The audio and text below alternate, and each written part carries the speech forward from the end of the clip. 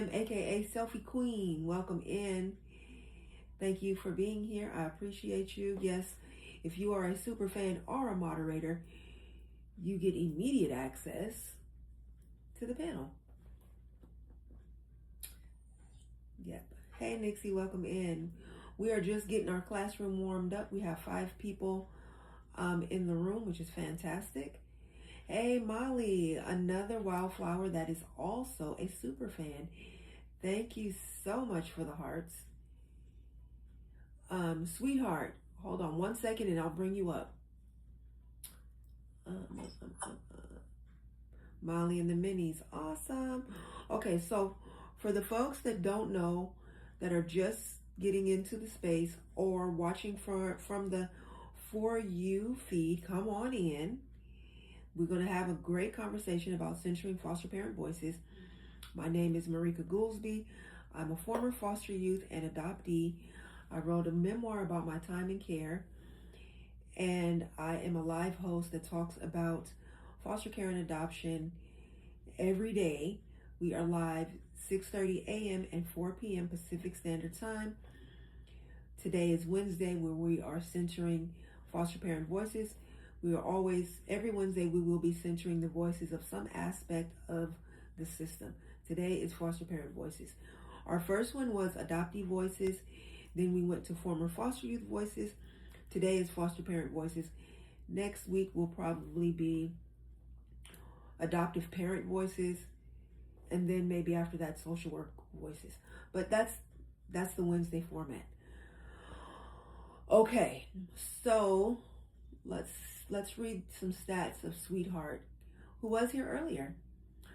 All right, Sweetheart has no comments, no shares, and hold on a second. And let me see. And a low number of taps, but Sweetheart got the title gifter in the gift gallery, so that counts. So Sweetheart is accepted. Okay, so just real quick to go over the panel rules. It'll be one person speaking at a time. I do ask for an introduction, meaning name, age, pronouns. How are you connected to this community? Meaning, are you a foster parent, adoptive parent, a bio parent with children in the system, a former foster youth adoptee, a teacher, a social worker, a CASA worker, a case manager, anything like that, therapist, psychiatrist, attorney, family court judge, anything like that. And then what are your thoughts and your feelings about centering foster parent voices? We'll start with Sweetheart 2026, who didn't get a chance to chime in earlier. Everybody gets 10 minutes, and when your 10 minutes is up, I will drop you from the panel. And if you have anything additional, you can request back for an additional 5. All right, Sweetheart, you're on. Yes, my name is Lucretia Bruce. I'm 45 years old, and I'm from Virginia. I'm not a foster parent or any of that, but I did have children in the system, and I have one daughter that's been adopted, and I feel that the way she's being treated is very much wrong. She's being taken advantage of. How old is your daughter? My daughter is 23 years old. She has cried out so many times to me for help. And your daughter's in foster care? She's, I guess, she's been adopted out or whatever. Oh, she's an adoptee. Yes. But she's an adult at this point. Right. And that's what my family has been trying to tell her, and everybody is trying to tell her. The lady has put fear in her so bad that she's afraid to get away. And it hurts the family so much. The woman has already turned her against her family by telling her that we don't love her, we don't care about her. All we want is for her to come back so that we can use her for her money and everything else. And it's basically the same thing that the woman is doing. My daughter gets a check because she has an intellectual disability. Okay. And She was taken for no reason. For one, they did not give any explanations. They did not give any type of paperwork or anything. They did not give me a chance to say my part in anything that's going on. They didn't call a family member or anybody to try to get her placed with family before just putting her up in the system. Yeah. And I feel that it's very wrong. How long has she been with this family? She has been with this family since 2016. And so 10 years. Right. So, and I mean, the whole time I had worked with social services, doing everything that they asked me to do. I did everything. We went to court and everything. And when we went to court, I was never given an opportunity to speak on the situation. Yeah. Not only was I not given an opportunity to speak, but her workers that worked with her on a daily basis, they were not even allowed to be in the courtroom. And they had all of the facts of what was going on. And I feel that it's wrong. I feel that these foster parents and these adoptive parents, they go out here and they get the kids, and then they want to turn the kids against their biological families. And I think it's very, very wrong about that. That is wrong if that's what they're doing. I mean, I definitely believe you, because the foster parents that I had were that way too. And you see every day, you're seeing where these kids is in foster care. You see every day where they're being mistreated, where they're being killed, where they're being taken advantage of. That's not what God put us on this earth for. He did not put us on this earth to take advantage of anybody, judge anybody. He is not a judgmental God. He accepts you for you. Yeah. Well, yeah, that sounds very difficult. I mean, I don't know. I mean, I think on a different day we're going to be centering birth parent voices, and I think maybe then you'll get more ideas on how to move forward. But today I've tried everything. Yeah, I've tried going through lawyers. I've tried going through the headquarters and everything else. I'm not getting any response or any type of help or communications at all. Yeah, there is a birth mother that comes through who's going through a kind of a similar situation as you're describing. So do come back when we are centering birth parent voices. Today is centering foster parent voices. But do stick around, because maybe you will hear something that might be helpful. You never know. Okay. Especially just by listening to the voices of foster parents, it may give you an idea how to approach these people. That you'll actually get through to them. Maybe that's what I'm hoping. Yes. But I am glad you're here. I'm glad you came back.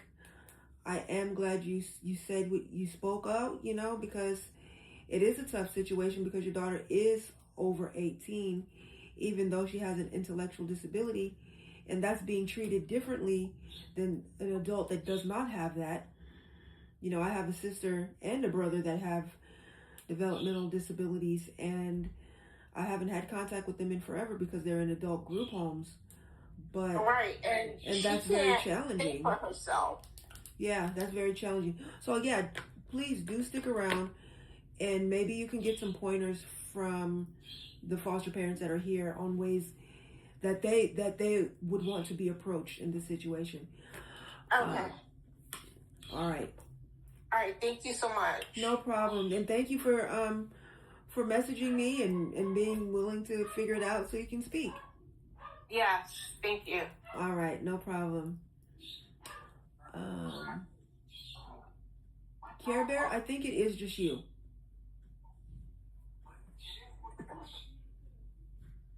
Care Bear said, is it just me or is the live frozen? I think it is just you.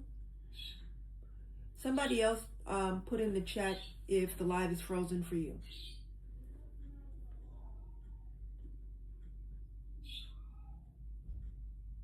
Okay, thank you. Molly said not frozen for me. Thank you so much, Molly. Nixie said not me. Okay, so that makes me very happy inside. All right, we're going to keep this thing going and flowing. We are still censoring the voices of foster parents. We had a very good, lively discussion this morning. Had to swipe out and swipe back. Okay. And we are still looking for quality engagers to speak on the panel. Our first speaker was a bio mom who's looking for some support and pointers around how to speak to her daughter's foster parents in a way that they can actually work together and be on the same page, on the same team. So I'm hoping she will get some answers here. All right, so quality engagers that we're looking for are all the free ways. The ways that you can be a quality engager for free are Daily Heart Me, Tap the Screen, what else? Power Share, and yeah. Yay, our another super fan is here, Molly. If you are a super fan or a moderator, you have automatic access to the panel. If you are not a super fan or not a moderator, then you must be a quality engager to have access.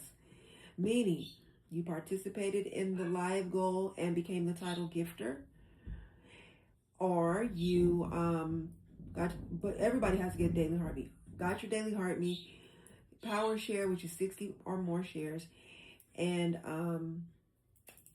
Tap the Screen 1K times or more. All right. So we're going to start with our super fans first, because that's who's on the panel right now. We're going to start from the top and work our way down. All right, Molly and the Minis, can we get your intro and your thoughts and feelings on the prompt? Your time starts now. I'm Molly. I'm 35. My pronouns are she, her.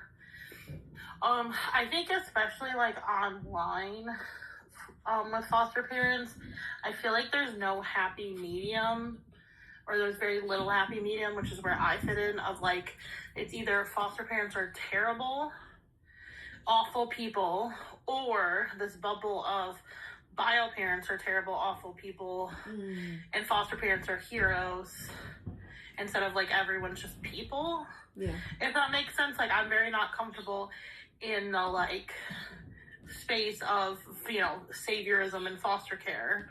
But obviously, like, I also don't necessarily want to be demonized. Like, I'm just a person. Yeah.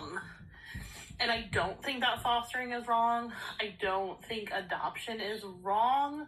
I wish adoption was different as far as, like, no sealed birth certificates. Like, I think adoption needs to be changed.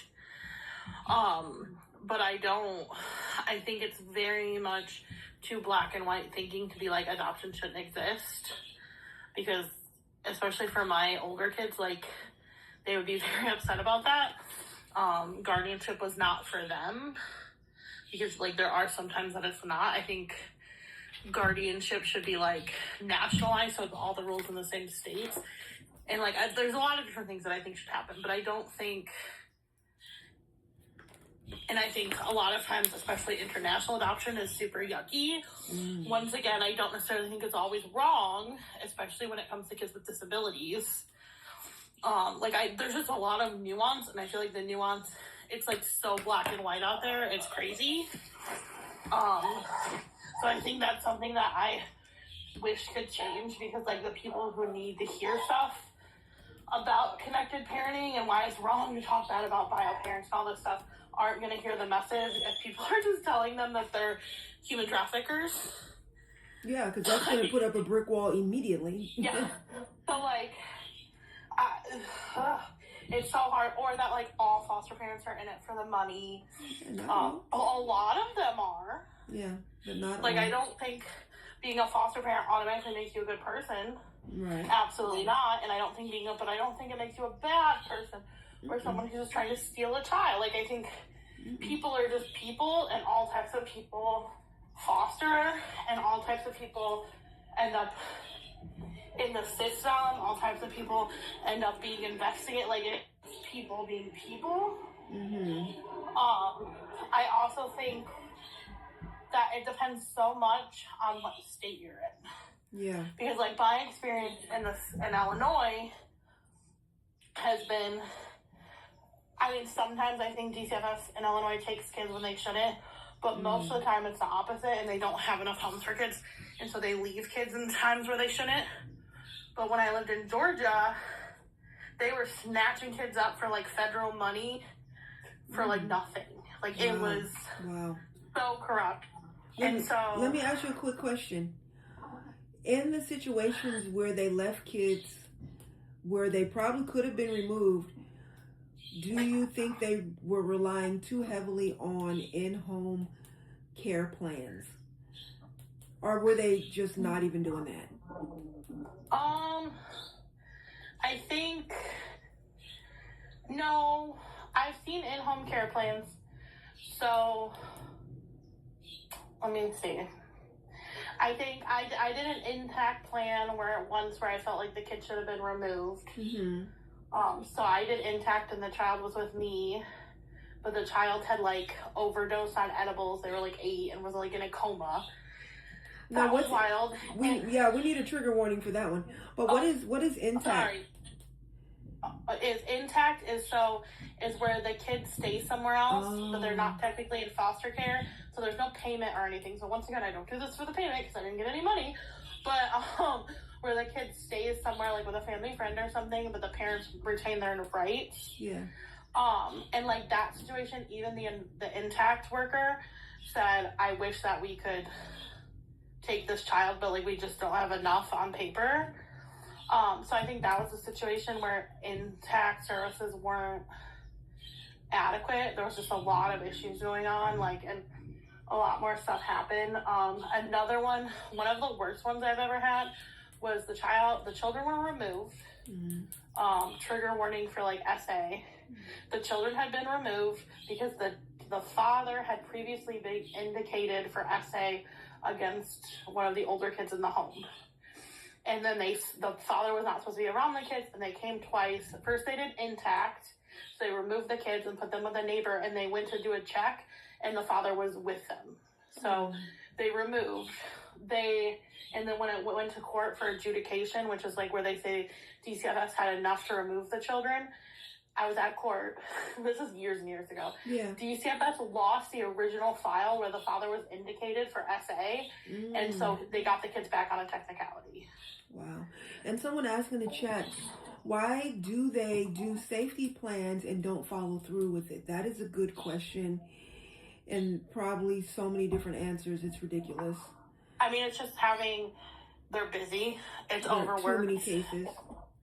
It's overworked. Like, I don't think intact is a bad thing, but I think it really depends on the situation. If, and I'm obviously like, it makes sense. If there's, sometimes I think intact is great. Like, for instance, domestic violence situations, intact all the way, like, orders of protection, like whatever the parent agrees to not be around the other parent, like 100%. Like, that is a situation where that is warranted. But like, I think if there was severe abuse, that's a little, I don't know. Like, it really depends on, there's just some situations where it's like, yeah. But like in Georgia, I'm telling you, like, it was bad. And I think it was mostly my county. It even made the news recently for something similar. And it was because it was considered, if you had a certain percentage of kids in care and other different things, it was considered a crisis. So they would get crisis funds from the state and federal. It was a whole, because I did supervised visits at a visitation center. So like, I kind of had like witness to it, but like wasn't in it. And I saw like these wonderful parents who had their kids taken. They did end up getting them back, but the foster parents had wanted to adopt them and kind of did some like dirty tricks. It was bad. I'm so glad they got their kids back. Like, I loved them. They were just like the most attentive. Like, one of the things that they were saying, because the mom was pregnant, was they needed 2 cars because what if there was an emergency when the dad was at work. So they were trying to say they had to have 2 cars to get their kids back. I've Wow. never seen that in Illinois. So, like, Right. just recognizing that just because you have one experience doesn't mean that's everyone's experience. And, like, foster parents, I mean, I'm kind of, like, a little biased against foster parents, which is crazy because I am one. I am leery. If I find out someone's a foster parent or adoptive parent, I'm kind of looking for signs of abuse. Like, I get it. I don't automatically assume they're great.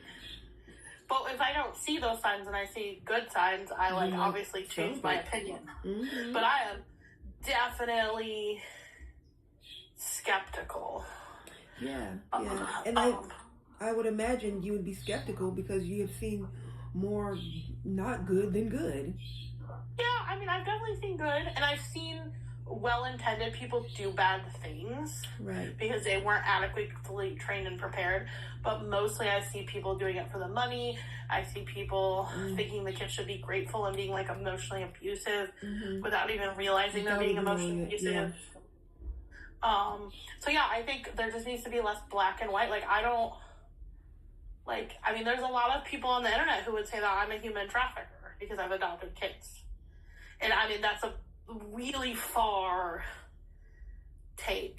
Like, Yeah. and I don't think that's true. And I think I did the most ethical option available in my situation. I think, and I really hate any scenario that takes choices away from kids. So that's why I don't want to completely remove adoption. I want to change it. Yes. But if a child wants to be adopted or that's in their best interest, which is probably not as often as it would be guardianship, I don't think we should be taking options away. I think we should be giving more options and safeguarding children's rights. But I've seen guardianship not be adequate for what a child needs before, so I just don't want to take those options away. I think we need more options, not less options. Yeah, none of it's perfect, right? None Right. of the options are perfect. But no closed birth certificates, like, that's ridiculous. Right, no closed Not records. telling a kid they're adopted is child abuse. Like, that's wild. Yes, it is. So that's my hopefully not too hot take. Thank you. Yeah. Your lukewarm take. But thank you so much, Molly. I appreciate you being here. So yeah, there's a lot of good, rich information there. We're going to go on to our next person. Before we do, I just want to remind folks the book is available. If you have not gotten your copy, grab your copy from the TikTok shop or anywhere else. You can. What else? Let's keep our taps and shares moving in the right direction. We're at 8.5K taps. We have 374 shares, 5 people in the room. Bravo to everybody here. Appreciate you. So we're going to go through our super fans first, and then we are looking for our high quality engagers to chime in on this. All right, Nixie, intro please, and your thoughts and your feelings on Centering Foster Parent Voices. Oh, can you skip me? No problem. I will skip you. And then Em, are you even available? Not yet. Okay. All right. We will see who's in the room that is what I consider high quality. Between Wisdom Speaks and Care Bear. Wisdom Speaks does not have a daily heartbeat, and that is step 1. And I know Care Bear does. Let's see Care Bear's stats. All right, Care Bear has 4 comments, 64 shares, 1.4K taps. That is high quality. Hey, Victoria, welcome in. Superfan Victoria is here. So we will be bringing her up right after Care Bear if Care Bear chooses to chime in. And if you're not available, Care Bear, just let me know. All right. Thank you so much for the 1 rose. Remember, keep roses for the panel. And if you have 1 coin to give, make it a popular. But I do appreciate it just the same. All right. All right. Victoria has been invited. Hey, Victoria. what are your thoughts, feelings, and concerns on the prompt? But first, your intro. And if you are not ready, let me know. But if you are ready, you got the mic. I really wasn't ready, but I guess I can go. It's only 10 minutes. Okay. My name's Victoria. I just seen you were on live, and I was like, oh my God. Cool. My name is Victoria. I'm 44, as she and her. And I am an orphan growing up and aged out of the system, and also had children taken away from me. And I got my children back, but one in mental health that I'm trying to get back out of mental health. And I have 2 foster kids in my house currently. Centering foster parents' voices, is that, can you give me an example on that? Well, basically, you as a foster parent, what do you need to be the best foster parent you can be?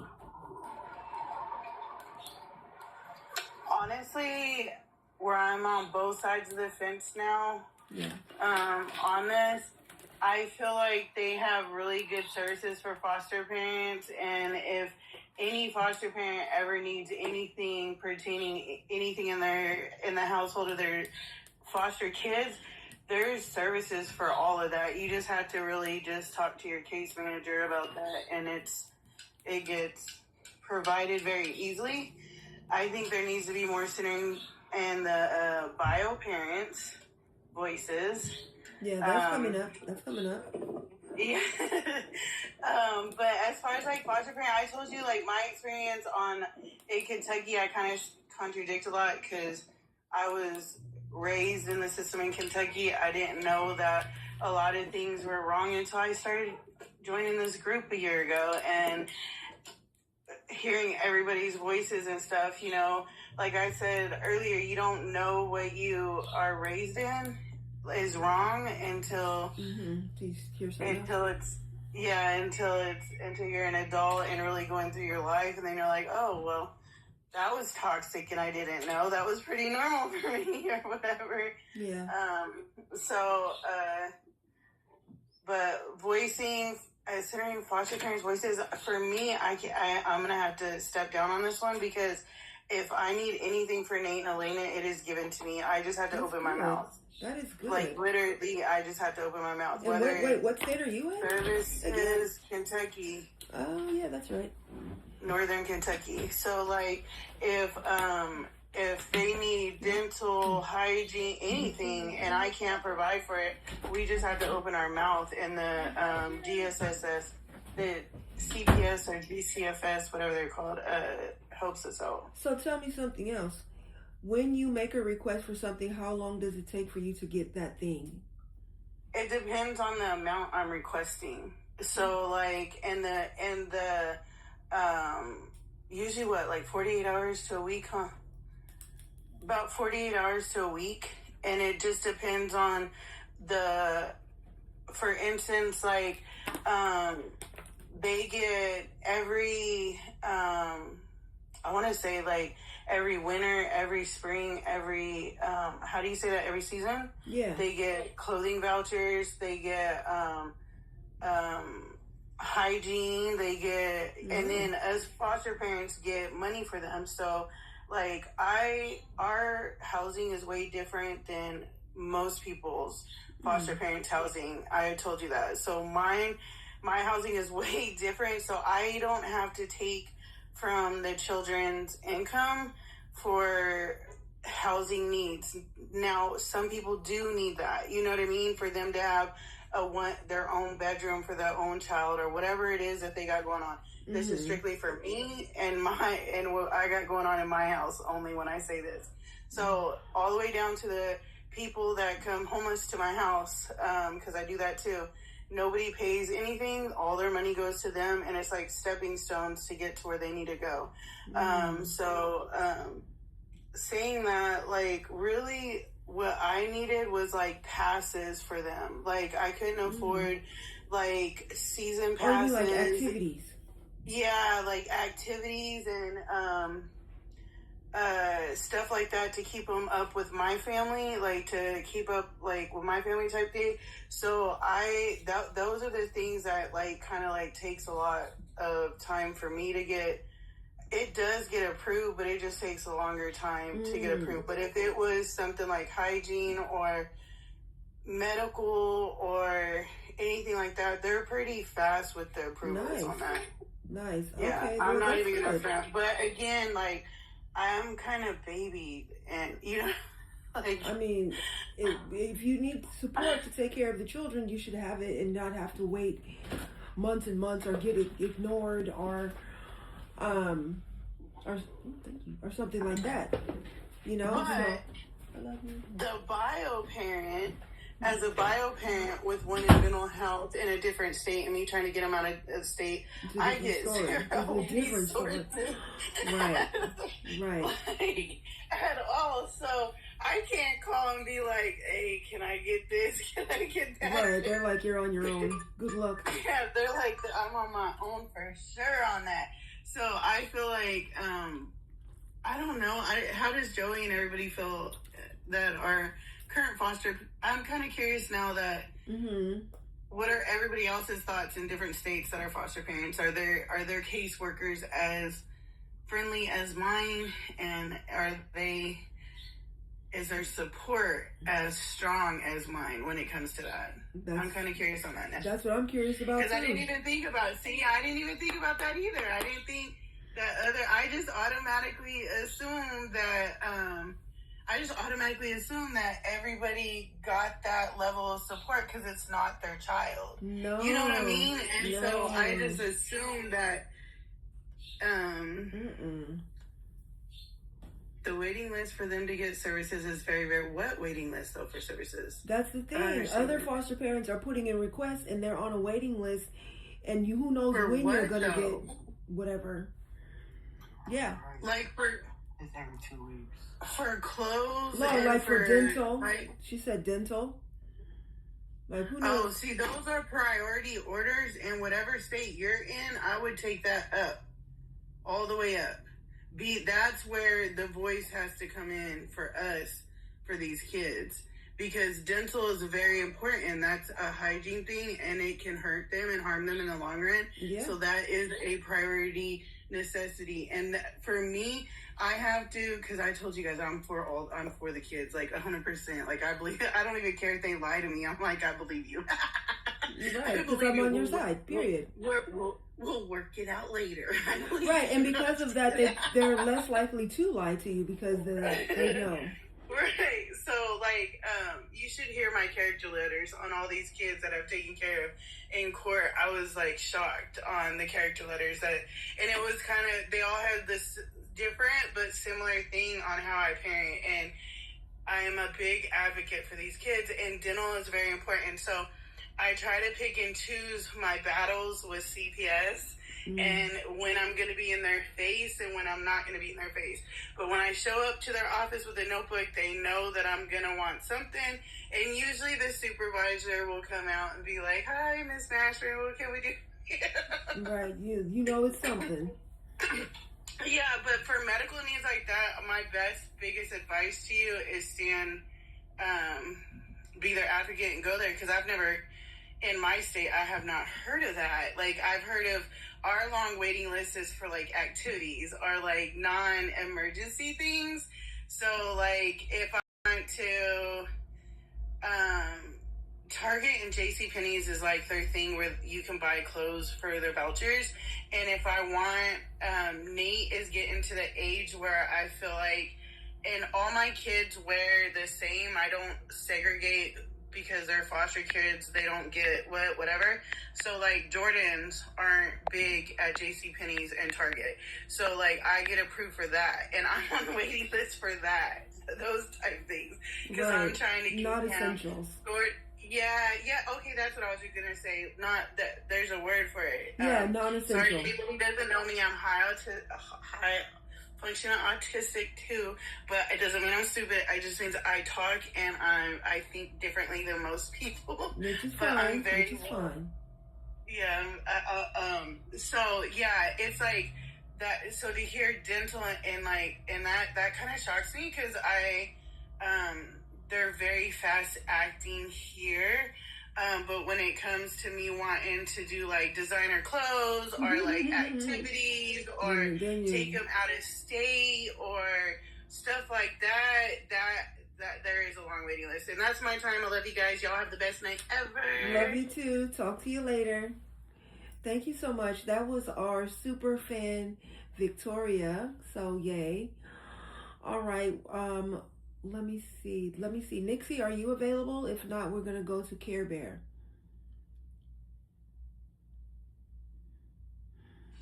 Yes.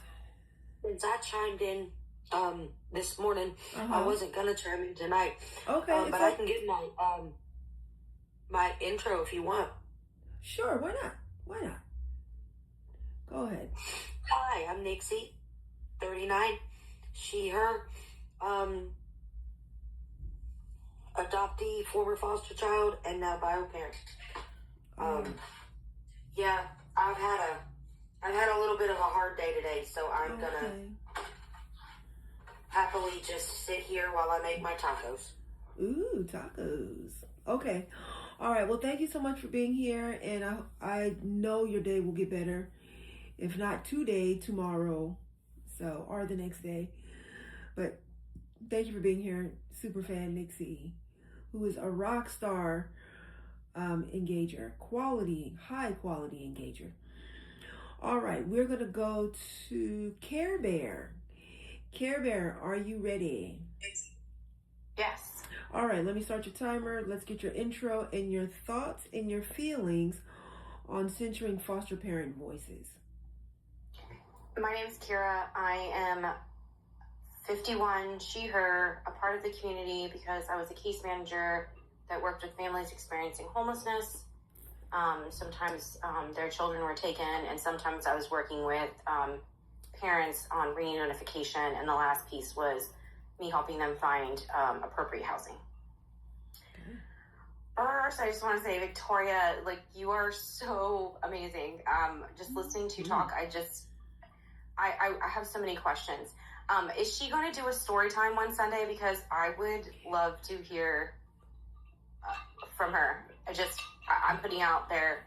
I don't know if she feels comfortable with it, but I have so many questions. You missed Victoria's, but I'm pretty sure we will have Victoria again.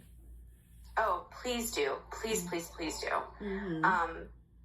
Because I have so many questions. I know that's not on topic tonight, so that's okay. I won't. But also when you said something about being autistic and you're not stupid, you are not. You are highly intelligent. And some of the things that you just talked about that you've accomplished, and the fact that you have a voice for these children, and you stand 10 toes down on it, I think that's absolutely amazing. And somewhere, you went through something to give you a voice for that, and so you are, living your purpose, if that makes sense. That's what I hear.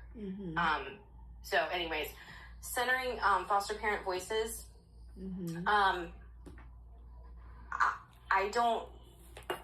I haven't, worked with a lot of foster parents before. Mainly I was on the other side of it.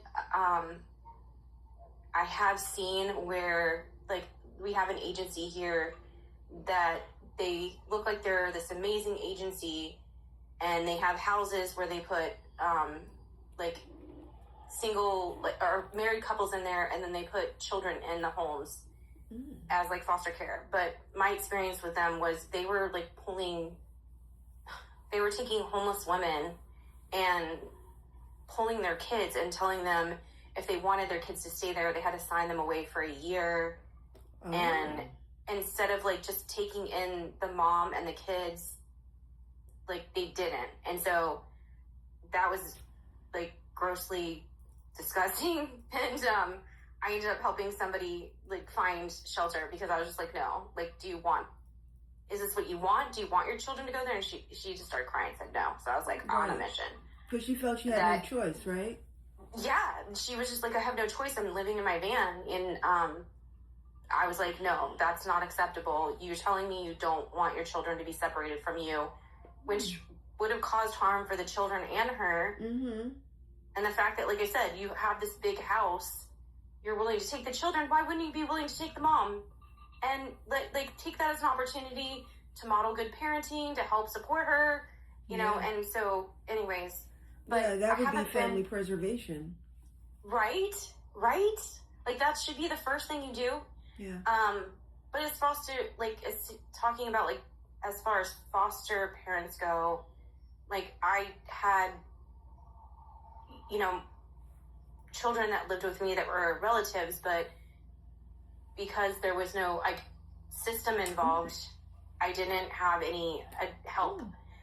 I was lucky that I did understand a lot of things because of the work that I did, and I was able to do things like, in our area, it's called McKenty-Vento, they have to provide buses to the children, even if it's outside of the area. Like, even if that's not where they're supposed to go to school. And because I knew what I knew, I was able to get those buses very quickly. And at some point, just was like, one of the kids got left at the bus stop for like an hour. And I'm like, this is unacceptable. And they knew me by name. As soon as I would call in, they'd be like, oh, here she is again, I'm sure. Left for an hour because what? The bus didn't come that day? The bus did not pick them up. Oh, like it just passed them and just kept going? No, just never. They sat there for an hour. Bus never came. Finally, they just ended up walking back to my house. And this was on a, like, not busy road. So, like, anything could have happened to this child. Yeah. Somebody could have just picked them up. I wouldn't have known. So I called and raised I already know. HE. Oh, I did. And then they just had, the child got to sit on my front porch, and they picked the child up directly from my house. Because I'm like, we're not playing like this anymore. Right. What the heck? That's why when I hear Victoria talk, that's how I am. Like, yeah. We're not messing with the kids. Like, this is this. And no, I'm not playing. And when I used to do case management, one of the things I would do is go in and help the parents with their IEPs. Because a lot of the parents that I was working with, they had IEPs, but they weren't able to come in and understand what they were saying. And so the teachers hated me. They knew when I came in, they were just like, here she comes. Well, because I wasn't going to play. And I'm like, don't use acronyms. Don't do this. Don't do this.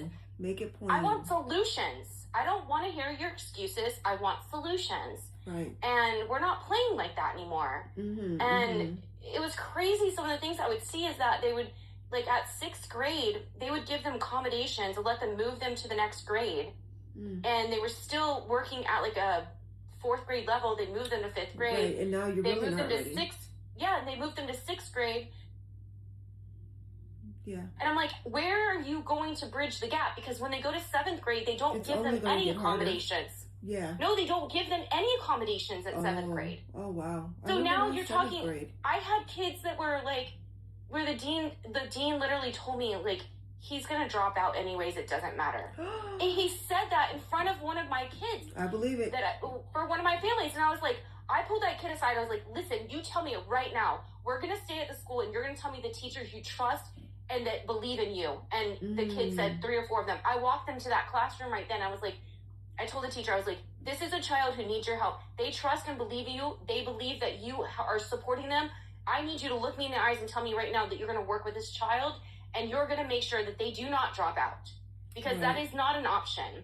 Right. And they don't feel that support from the dean. And I called the school board. I was so mad. I was like, don't you tell one of my kids with one of my families that they're a lost cause and they should just drop out. That's what I couldn't believe that came out of I could not. Oh, I was livid. You know when your ears get so hot, they turn red and they're on fire? I was on fire. Like I said, I knew people at the school board and I called all of them. I was like, this is not okay. I want this kid, this, that, and the other.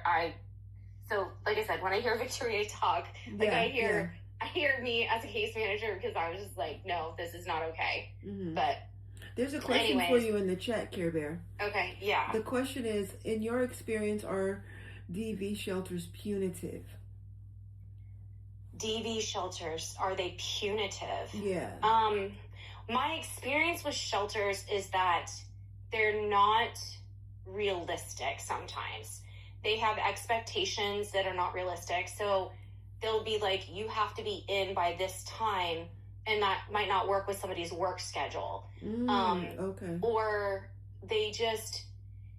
they'll have rules that don't make sense. You know what I'm saying? And they make it hard. I think maybe DV shelters are a little bit different, and I haven't worked with a lot of them.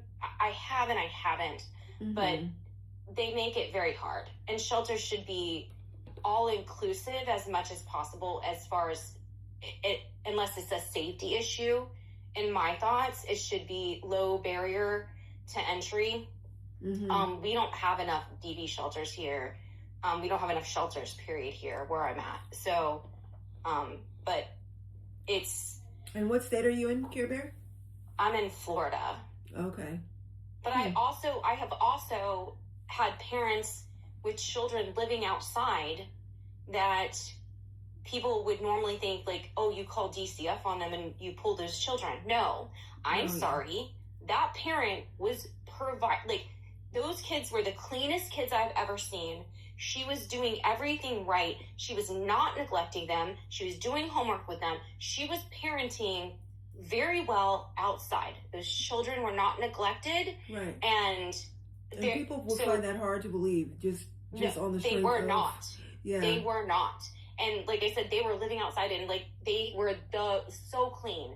I was so happy when we finally found her housing that, like, I made her a cake, because I used to do gourmet cakes and custom stuff, and my daughter ended up even like giving her some of her toys. Like, because one of the things I would do is I would also fully furnish the house. But my daughter actually helped with that rehousing and bought them dolls, brought them toys, all kinds of stuff. It was really awesome. And she was an amazing parent, and all she needed was help getting into a home. That was it. Okay. She was super successful. Okay. Well, thank you so much for chiming in, Care Bear. I appreciate you big time. Absolutely. I will drop you back down. If you have any other further thoughts or feelings to share, request back for an additional 5. I see River has requested. Let me go ahead and check out your stats. Here we go. River's stats are as follows. Oh, it says you didn't get your daily heart me yet. And 13 comments is 0 shares, 667 likes. So we're looking for 60 plus or more shares and 1K likes. So you are a high engager in the making. Sarah Letitia, welcome in. Sarah Letitia did get her daily heart me and has 0 comments, 0 shares, but 690 taps. So that is a quality engager in the making. So thank you so much. So yeah, we are talking about centering foster parent voices. What came out of this morning's conversation when we were talking about centering foster parent voices was foster parents need caseworkers that are not so overwhelmed with so many cases that there's breaks in communication and services. Too many foster parents are trying to work with caseworkers that have 80 cases, just way too many cases for them to see every single month and check in with, and the communication just goes first.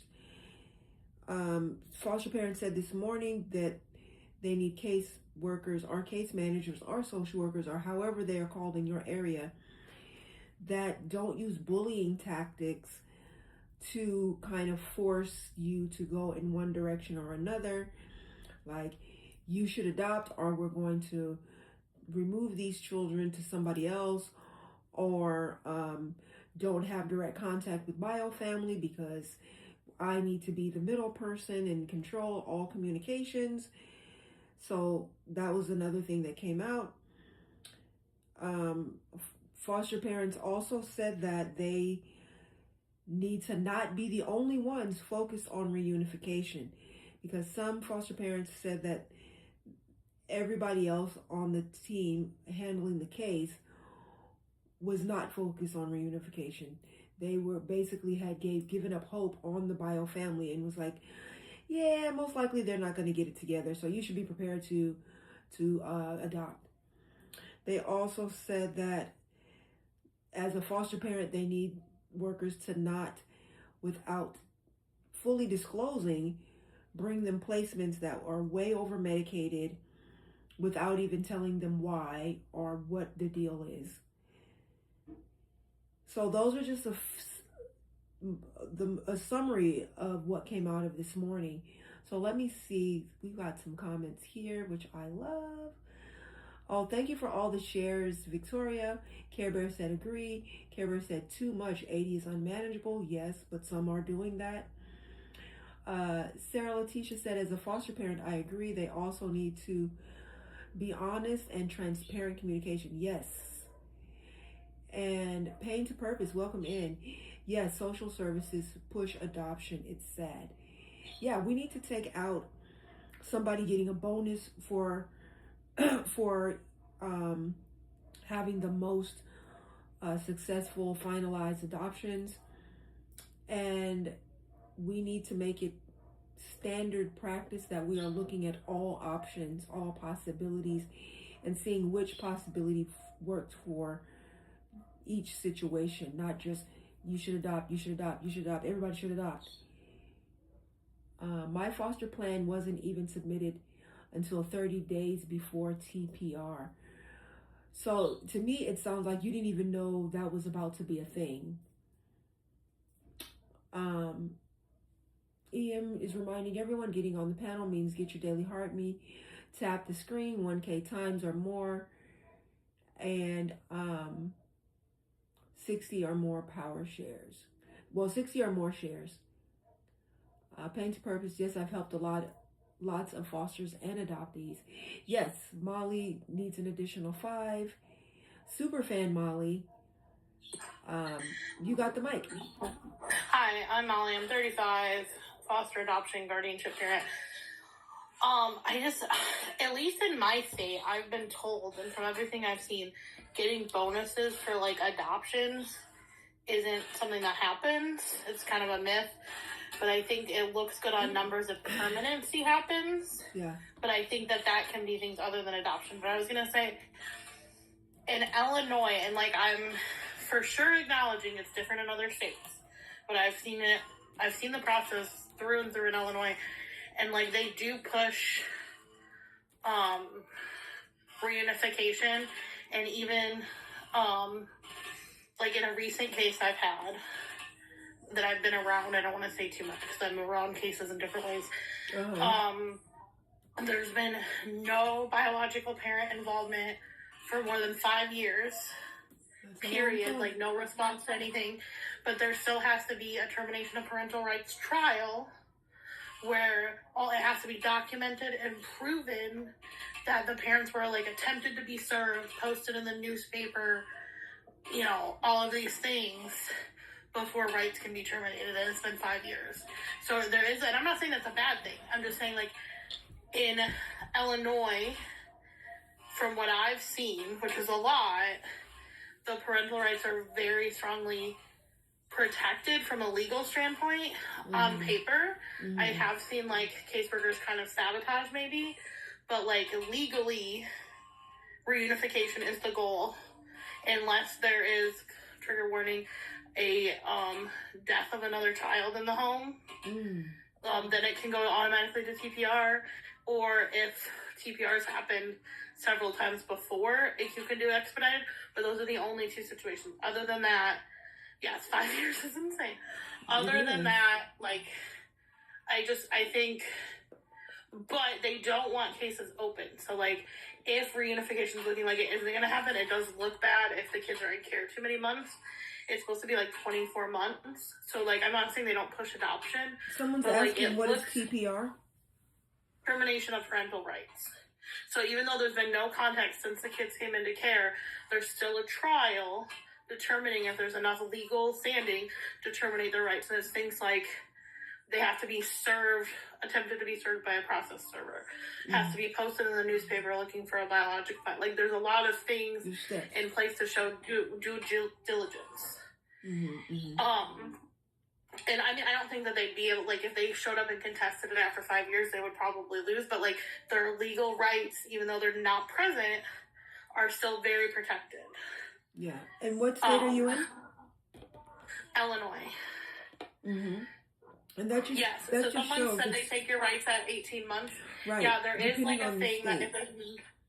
if there's no progress or not sufficient progress after 18 out of 24 months, like, they can get extensions. And I think that's where I'm saying I do think sometimes it can be dependent on caseworker and they can sabotage. Although I've seen a lot of public defenders go hard for their clients, like their biological parents. It kind of depends. But I guess I have a question for, like, the group in general. Do you think that there should be, like, a time limit that kids are in care before, like, they seek other options? Like, should there be a hard and fast rule? I'm curious what everyone thinks. Yeah. Okay, that's a good question. Hopefully some folks will chime in on that. Yeah, I'm kind of against hard and fast rules. I think everything is kind of case by case. Yeah. I need to chew on that one some more. I don't think it should be automatically 18 months, boom, TPR. I definitely don't think there should be some sabotage on the worker's part to be like, before anything even begins, you just got this placement. Most likely we're headed towards TPR, so be prepared to adopt. It's like, you don't have a crystal ball to see in the future. You don't know what's going to be the thing to turn it around and make reunification possible. And yeah, Care Bear, case by case. That's what I'm saying. Okay, let's see here. Let me catch up with the comments. Oh, I love it. All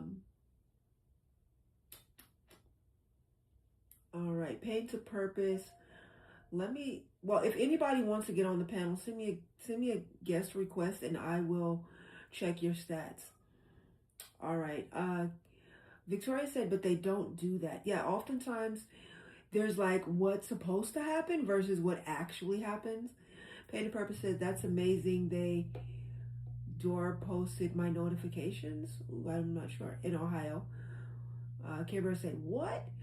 Or rather, who checks for that to follow up on? Right, Victoria. Pain to Purpose said, they pre-planned my TPR. That's already going into it with an expected outcome, which means your every move is to gently nudge it into that direction. To me, that's wrong. To me, it should be, the goal and the focus should be on reunification and working with the parents to say, okay, you want your children back, we want your children back with you. What do we need to do to make that happen? All right, that's a very loose rule in GA, but if they've attempted to work the plan at all, they won't proceed, says Sarah Letitia. Care Bear said, I don't think there should be a time limit, especially if the parents are making some progress. I kind of agree with that too. I think foster should be giving entire file. Yeah, let me go into this thing eyes wide open and know exactly what I'm getting into.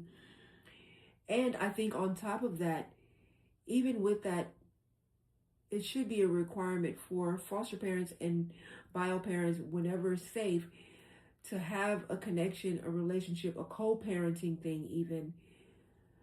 So we're fostering the family and not being made to be at odds with each other. All right, let me see. We have some requests. All right, Pain to Purpose. Let me check your stats. Thank you for requesting. Where are you in the list here? Okay. Oh, right here. All right, let me read your stats. Pain to Purpose has viewed two products. Thank you. 20 comments, 1 share. Oh no, only 1 share? And 473 likes. So you are what we call quality engager in the making. So we are looking for 60 or more shares and 1K taps. So keep going and then you will be there. Okay, let me see. All right, Superfan EM, who is also a moderator. Are you wanting to chime in?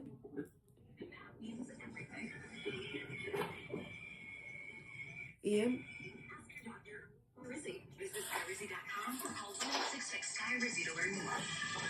All right, we'll come back to Ian. Okay, so she said no in the chat. Okay, Pain to Purpose said, I just shared it out 30 times. Okay, Nixie, let me just explain this really quick. The power share is when you hold down the screen and you'll get a white box with a list of names and the word send next to it. If you push send all the way down, every time you push send counts, it's 1. But if you push the arrow at the bottom, which has a string of circles there, and you click all of them, but you only push send once, it'll only count as 1. So the power share is your best bet. Hold down the screen.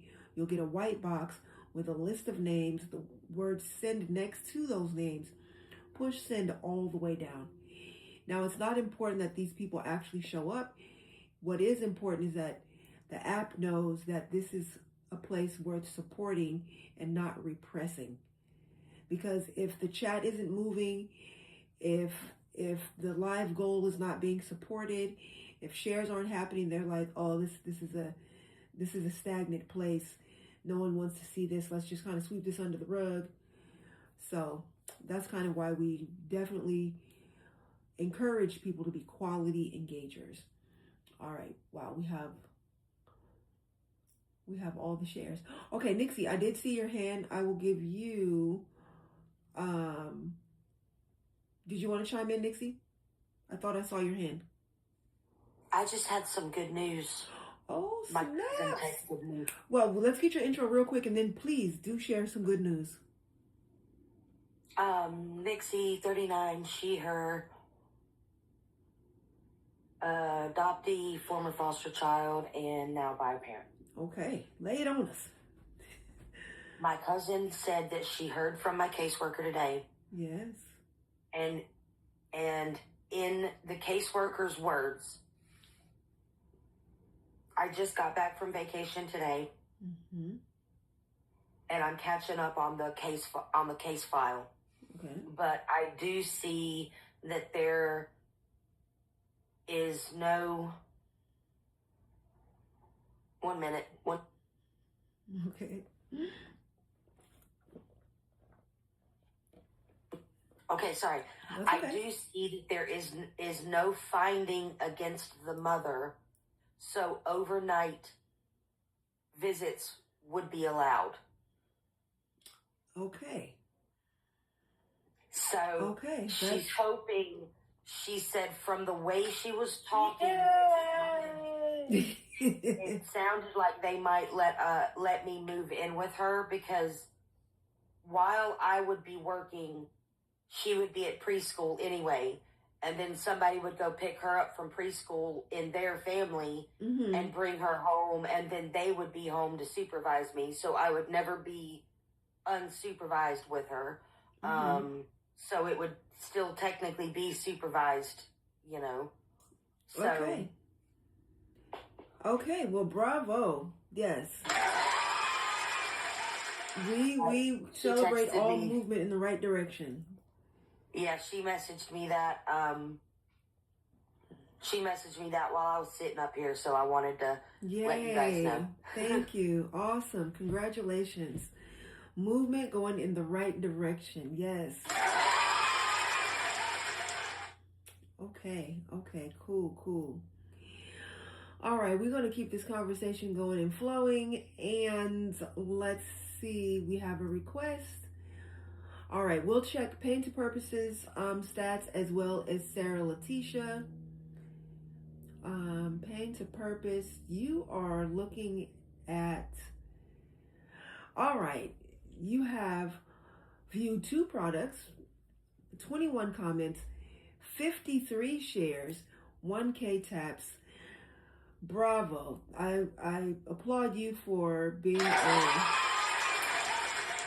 being an up and coming, yeah. All right. Just keep the shares going so you can surpass your 60. And then real quickly, let me check on Sarah Letitia's. Where are you in the list? Oh, here you are. All right, Sarah Letitia's stats are as follows. Where'd it go? So, okay, you have 8 comments, 51 shares, 1.8K taps. We'll bring you up, and just keep your shares going. You really do need like 9 more, but yeah, we'll bring you up, and while you're waiting, you should easily get those 9 more. All right, pain to purpose. What we need from you is your introduction, name, age, pronouns. How are you connected to this community? Are you a foster parent, adopted parent, a bio parent, former foster youth, adoptee? And what are your thoughts and feelings on the prompt? Everybody gets 10 minutes. You have the mic. Hold on, Ducky. Okay. I am Adira. I am 43, and I have, I guess, a universal experience between helping foster children, adoptive children. I have adopted children who I've lost to adoption. I kind of spoke up in the chat. Like, I think that really... Oh, real quick, I'm sorry. What are your pronouns? She, her. Okay, cool. Sorry. No, it's okay. I just think that foster parents should be trained more for trauma, dealing with the kids they have coming in. And I have seen from my side that foster parents aren't held to the standard that a parent is. Like, if they walk around and there's a dirt in the floor, you know what I'm saying? Like, I've seen some horrendous situations. And I mean, I know all stories are different, and I've met some amazing foster parents, and I do believe reunification should be pushed harder, because like, as kids age out, there's no help. They have the files sealed. They can't figure out anything, and it's very, very traumatizing. I mean, like, I've seen people and help people that are in their 40s and 50s and have no idea who their biological family is. Yeah. And I don't believe that's fair. I think they should hand them their full case when they're 18. And that would help a lot more. I've got my nephew back from adoption, and he's been home since August. I actually had to go sign up and pay his insurance the other day because he wrecked the e-bike. And come to find out, the foster family is still collecting adoptive funds and SSA off of my brother-in-law who passed away while he was gone. Like, I hadn't signed up. I haven't asked anybody for anything. And I just went down to Social Security because we're going to buy a car. And I was like, you know, maybe he could get his own income. I wasn't sure with the adoption. It was like, oh, he's been getting it. And my mind was like, what? Yeah, I was like, well, I haven't gotten a dime from anybody. I haven't asked anybody for anything. And I haven't signed up for food stamps, not any of that. And my mind was just kind of blown. So what are they going to do about that? That someone's been getting a check that's not even taking care of him? There's a federal investigation going on now because we called the welfare. Thank God for the support and how she is the best. There's an investigation going on now because I called to find out about Medicaid after that, because I think the limit's like $40,000, and I was trying to find out because the guy, when I got him back, he was like, hey, let's keep him under the adopted Medicaid. It's better. And I was like, Medicaid's Medicaid. I had it for my kids when they were Medicaid. You know, there's no difference. It doesn't say adoptee on it. You know what I'm saying? Yeah. That's what it was. And he wouldn't give me the birth certificate, his Social Security. Thank God I knew everything and I could go get it with the paperwork. But I mean, he struggled rough with it because he actually, you know, he admired them and was struggling and got to come home, and he wanted to keep that relationship, and they haven't even reached out with him. Oh, so now he's heartbroken. Yes, and that's what's happened with a lot of the kids that I helped. Like, I mean, I see them living in cars, and it's just crazy how I call it God and the universe are putting these kids in my lap, you know, that I can be able to help and guide, and families too, like helping, you know, get the kids back from CPS. But like, I know my situation happened, and, you know, reading my paperwork now, that it was predetermined all along. Like, they were court ordered in the paperwork to put a plan in place within, I think it's 30 or 45 days. And they didn't do it until, I think it was like 38 days before the TPR. So it's definitely been rough, but I'm going to try and build books so I can help people. That's what I'm in the process of doing now, or a web page, like where, you know, I can offer help to everybody. Nice.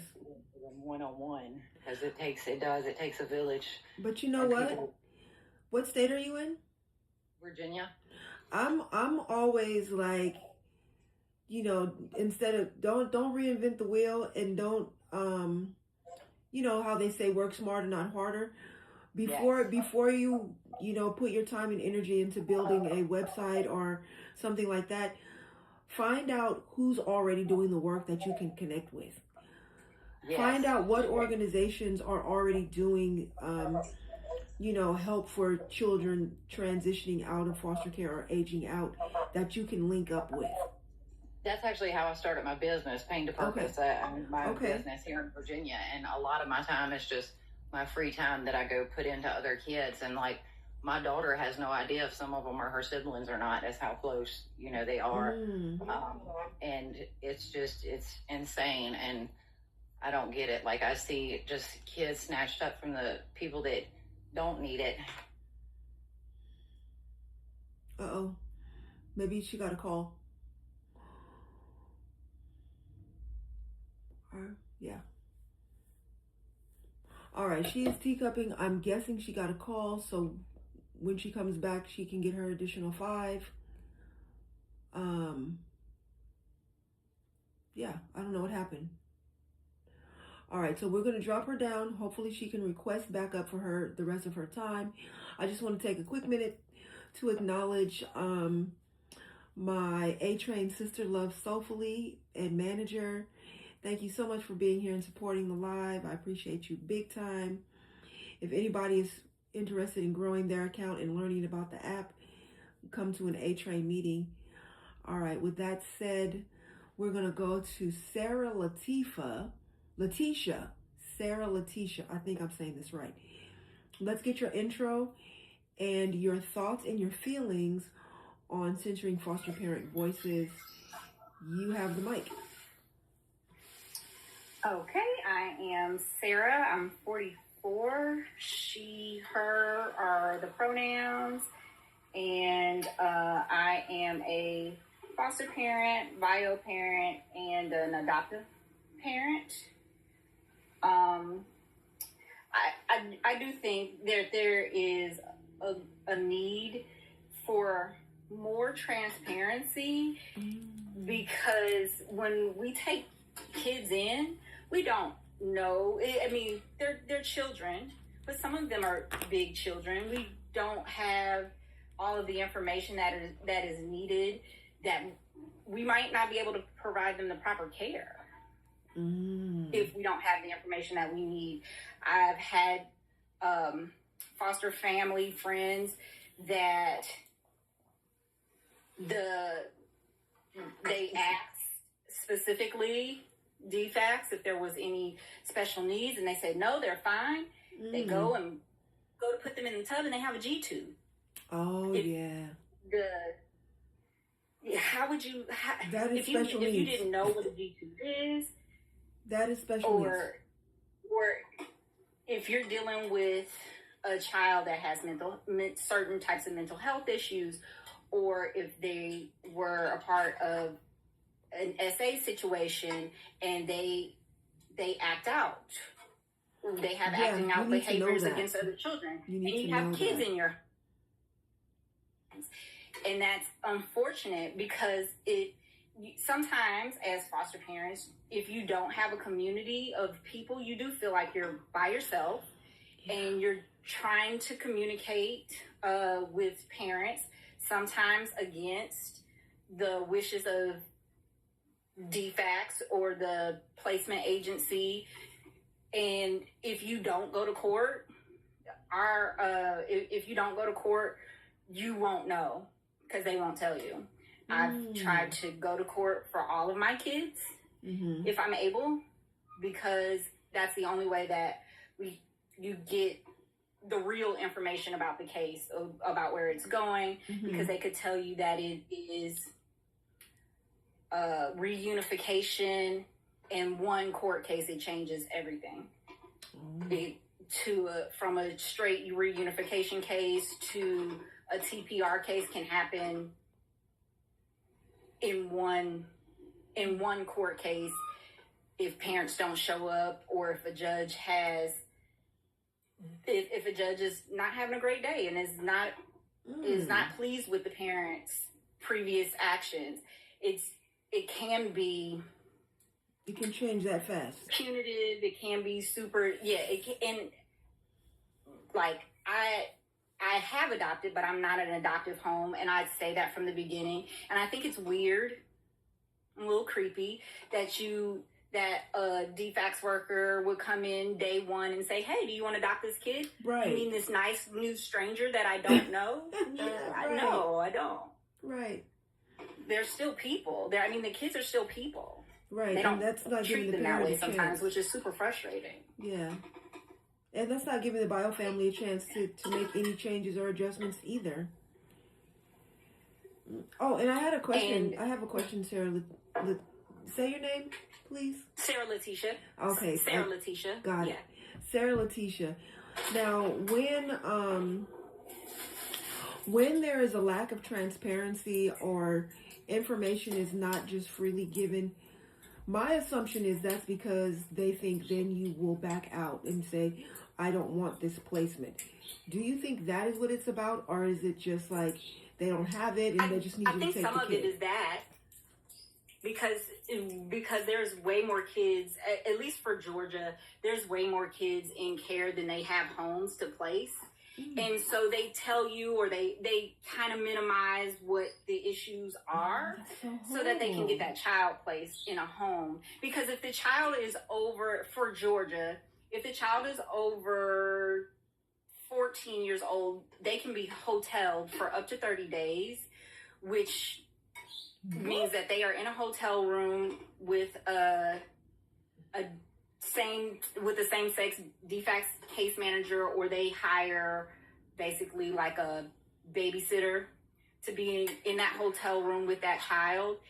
They have done as young as 10, but they have to get these state waivers in order to do that, and they do try to avoid hoteling kids if possible. But especially for older kids, it's hard to find placements. It's hard to find placements, especially for girls, in areas, and so they withhold information so that a child can be placed.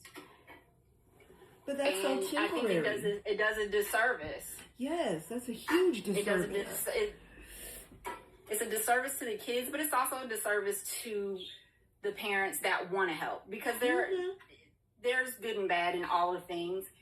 And if you're trying to help kids and you get a child that's way over your head, that could discourage you from doing that again, from having other placements. But disclosure is necessary so that people can make informed decisions. Yes. Yeah, that's a huge disservice. And it also helps. Yeah, it also helps if you know going in what all you're getting yourself into, so that you can properly advocate. Yeah. Because not all foster parents or bio parents know the ins and outs of individual education plans, IEPs, or in some states they have what the difference is between IEP accommodations and 504 accommodations. And when you go into classroom settings, if they have protected accommodations, because if they don't have certain types of accommodations and they just have school accommodations, the school can pull those accommodations for those kids whenever. But if they have an IEP on file, the individual plan, that is supposed to follow them from early childhood all the way to high school graduation, and in some cases all the way to state college, if they go to a state college. But if you don't know, if the bio parents don't know, or worse, someone says, "Oh, we can just do this and we can give them these accommodations in this classroom," that's specialized to that particular classroom, and they may not get those things going forward. But if DFACS doesn't tell you, you won't even know. You don't know. and you don't know how to advocate you don't know how to advocate properly for the kids. You want to know if a child is prone to running away, or if they act out because of certain types of trauma that they've had. You want to know those things so you know how to prepare for that. You don't want to leave a kid in your home that might be a danger to themselves or other children just because you need a bed at night. That's crazy. Yeah, that is beyond. But I did have a question, another question. As far as the hotel rooms, do you think that your state is not using enough in-home care plans? Because it sounds like maybe, I don't know, if they worked with families like, okay, this is what needs to happen for your child to stay in the home, maybe there would be it wouldn't be such rapid removal to the point that there's not enough homes. So now we got to put children in hotel rooms. And I'm just wondering, what does that do to the social worker's paycheck that has to now stay in a hotel room with the kid? Like, what? They don't get paid. They don't get paid nearly enough to do any of those additional services, to be on call. I've talked. Well, and not all social workers are this way, but it seems like, especially the younger ones that really came in with like drive and purpose, it's almost like that first couple of years tries to just suck the life out of them. Yeah. They're on call, they're overworked, they're not paid nearly enough, and they're not given proper resources. The big wigs seem to get all of the funding, and the kids and the DFACS workers are not getting what they need to reunify these families properly. Yeah, we actually do have a few folks that are like, I just graduated from social work school and I'm going to be starting my first job next week. And I'm like, please keep coming back, because I want to see how long this works out and how long you last before you quit. Because a lot of times, like you said, new social workers are fired up and gung-ho, and they're ready to make a difference in the lives of children and families. And then you see these same people a year and a half in, and either they've quit or they've conformed to like cutting work corners. At Target because they don't. Right. They're so disenfranchised with the system that's not what they signed up for. Yeah. And they're so overworked. Yeah. To answer Care Bear's question, we do have the option of additional training.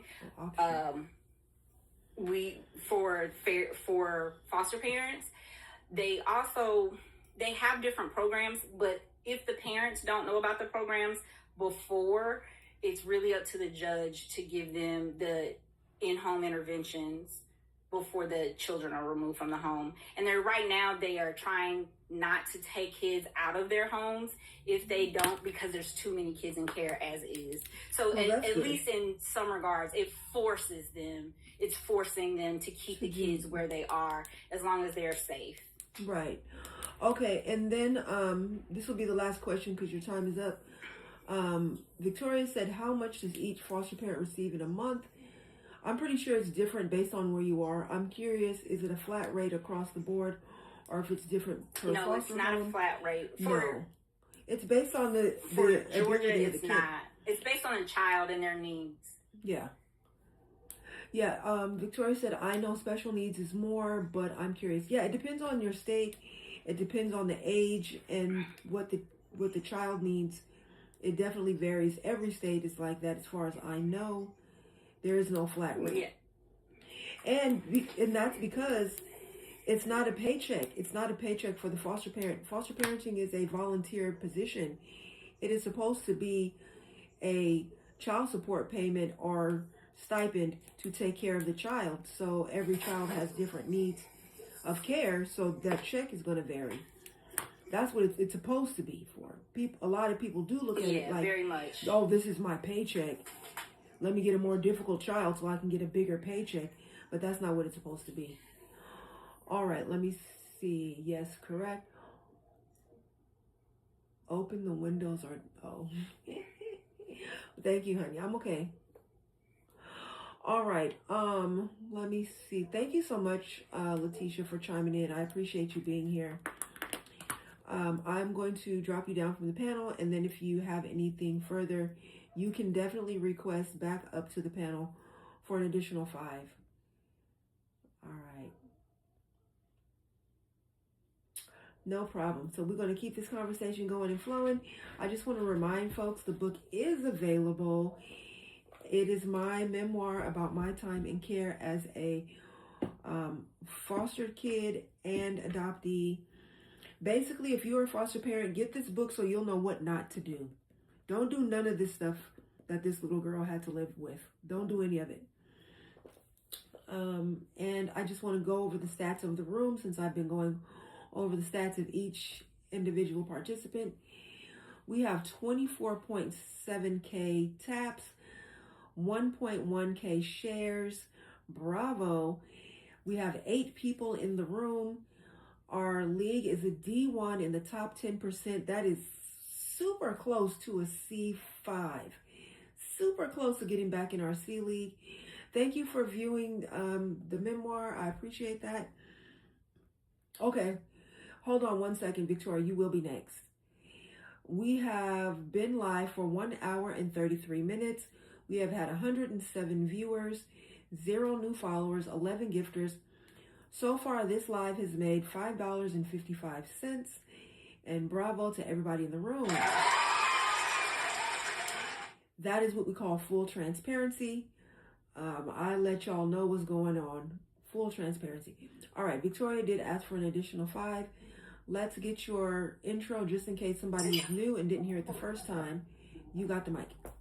My name is Victoria. I'm 44. I am a foster child orphan, aged out of the system, without parent or foster parent or anything like that.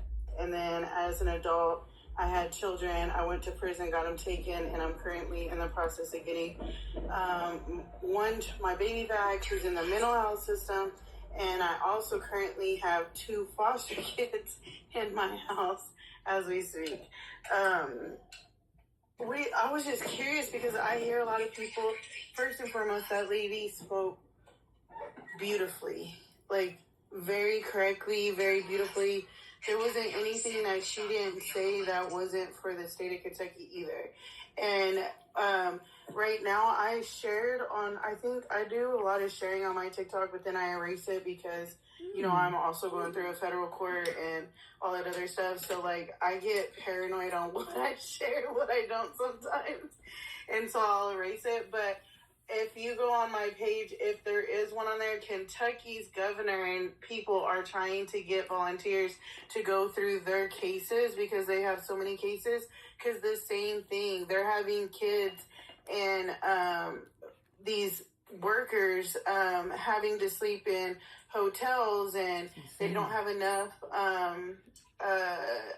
placements for them, and there's not enough or whatever, you know, enough foster parents or anything like that. But my thing on that is, I understand that when they take away a kid, like for me, when they took my kids away, they stopped with like my side of the family. And I think that there needs to be a change on that. Mm-hmm. Like, you know what I mean? Like, I feel like there was more than my side. You understand what I mean? Like there's like my baby dad's side. There is so much more side to everything that I feel like if they put their investigation more in the ancestry part, like the background of the kids, there would be less need for housing for these children, if that makes sense. Yes. And more kinship. And I feel like the bio family, I'm telling you, you guys are the only, this group, I've been in here for over a year, and your guys are a year almost, and your guys' group has opened my eyes and a lot of things, you know what I mean, and seeing things differently too. So like for me, I would want everybody in my house so I can take care of them, the lady in the shoe type deal. But hearing everybody's story and looking back on my 44 years of living, I don't know what race I am 100%. You understand what I'm saying? I don't even know what culture. I just have people say, oh, you're Mexican. Oh, you're white. Oh, you're this. Are you that? Am I? What really am I? You know, what am I? Yeah. You know what I mean? And if they would have looked further into my background, maybe I wouldn't have these things. You know what I mean? Like, you guys are talking about medical. I never even thought about that. Like cancer and all this other stuff. Like, again, these are all things that you're taught growing up. And I just was kind of robbed with that growing up in these institutions. And I'm sitting here vouching for a state that I absolutely love, but really, honestly, they failed me growing up. You know what I mean? Right. I didn't get education. I didn't get a family-oriented house. I was thrown into a mental institution, and in these mental institutions, I really thought I was crazy and not smart and all that until I had a therapist as an adult tell me, you don't come out your mom's vagina knowing these things, Victoria. Like, you just weren't taught. Like, stop. You got it, because I'm teaching you. I've taught you this. Didn't you learn this? I'm like, yeah. She's like, okay, you're learning. You can learn. Yeah. So you're learning. And when she told me that, I was like, I changed my mind to I can't do it to I want to learn. Teach me. And you know, and as a 44-year-old person, it's hard to maintain friendships and have an adult life because I'm still trying to catch up, and I get a lot of people judging me on that alone. You know, like, oh, she doesn't know this, why doesn't she know this? Or, oh, she doesn't know that, or find it weird, or find my story weird. It's really hard. So if I was in a family setting and they would have sought out family, I feel like, you know what I mean? Does that make sense? It makes a lot of sense. It makes a lot of sense. Yeah, like, I just feel like they should have been more proactive at finding these children's, not just mine, I'm just using me as an example, but right, yeah, everybody, in general. Even Nate and Elena, the ones I have in my house right now, you know, I'm going back and like, hey, there's an aunt, there's an uncle, right, we're gonna find somebody. We're gonna shake this family tree. As selfish as I want to be and be like, you know, they're gonna be safe with me, I had to think about their health records, you know what I mean? I had to think about all this stuff too. Those people already switched their names and put them, you know what I mean, and closed them in a sealed adoption, and now they're back in foster care. You understand what I'm saying? Yes. Like, I don't know. You guys have opened my eyes a lot, and I appreciate you guys. And my time is up. Thank you.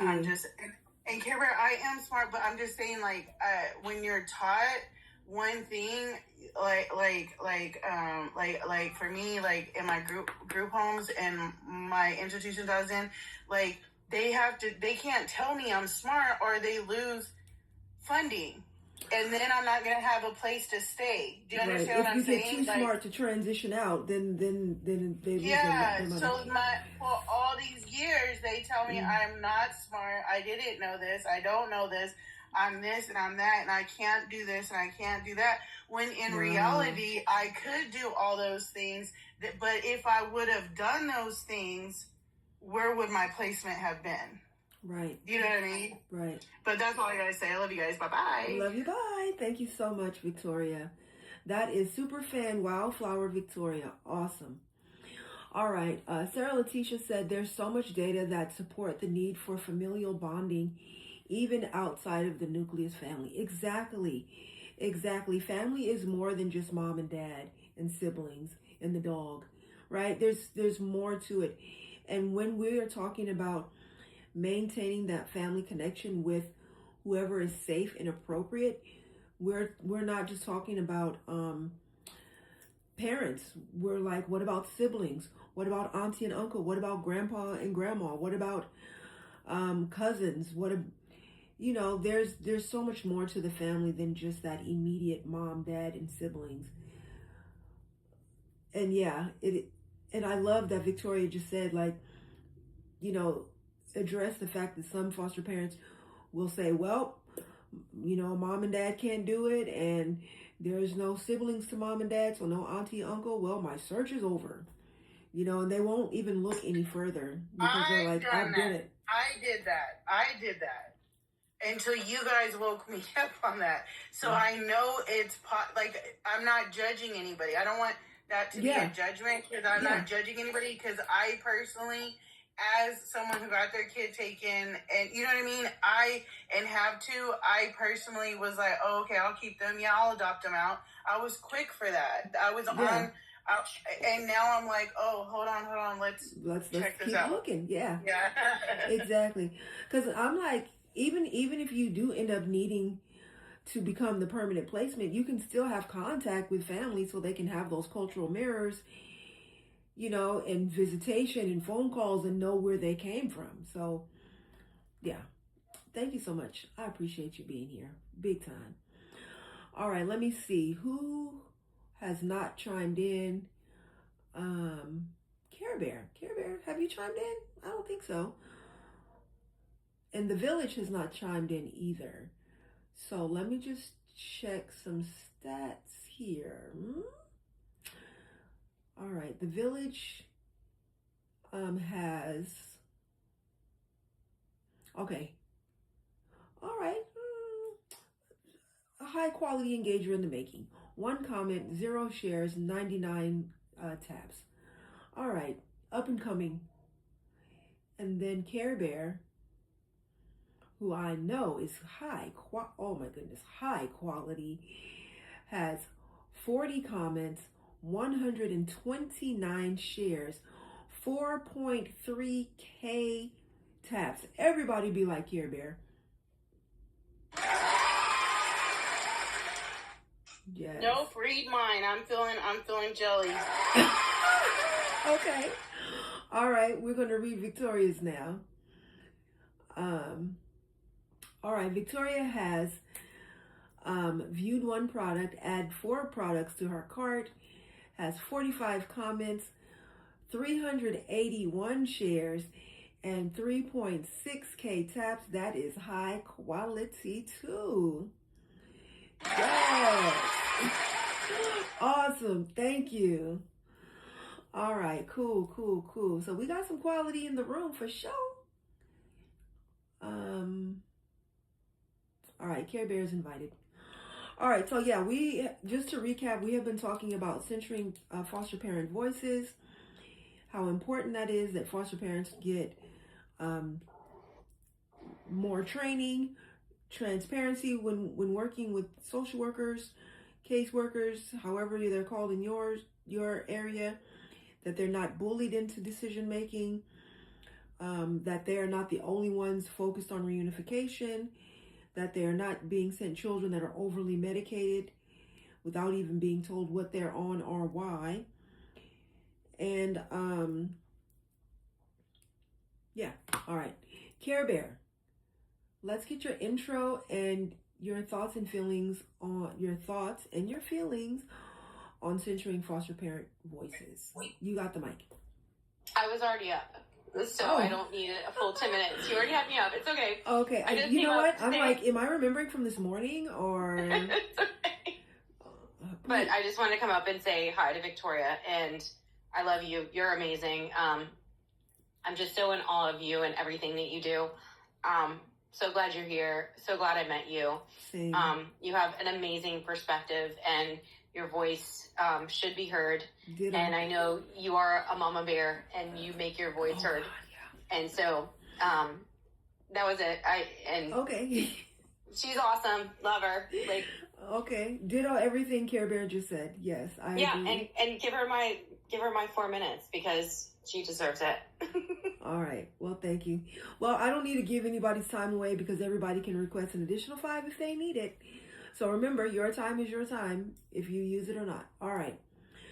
Well, thank you so much, Care Bear. Please forgive my, I can't even say menopause brain, because I'm way post menopause at this point. I don't know what it is. ADHD. Girl, I'm 51. I think we're the same age. We're the same age. My brain does that. People like, you already told me that. I'm like, did I really? I forgot. Yeah, I always tell people, did I tell you, or am I remembering what I told someone else? Right? For sure. Oh my gosh. Okay.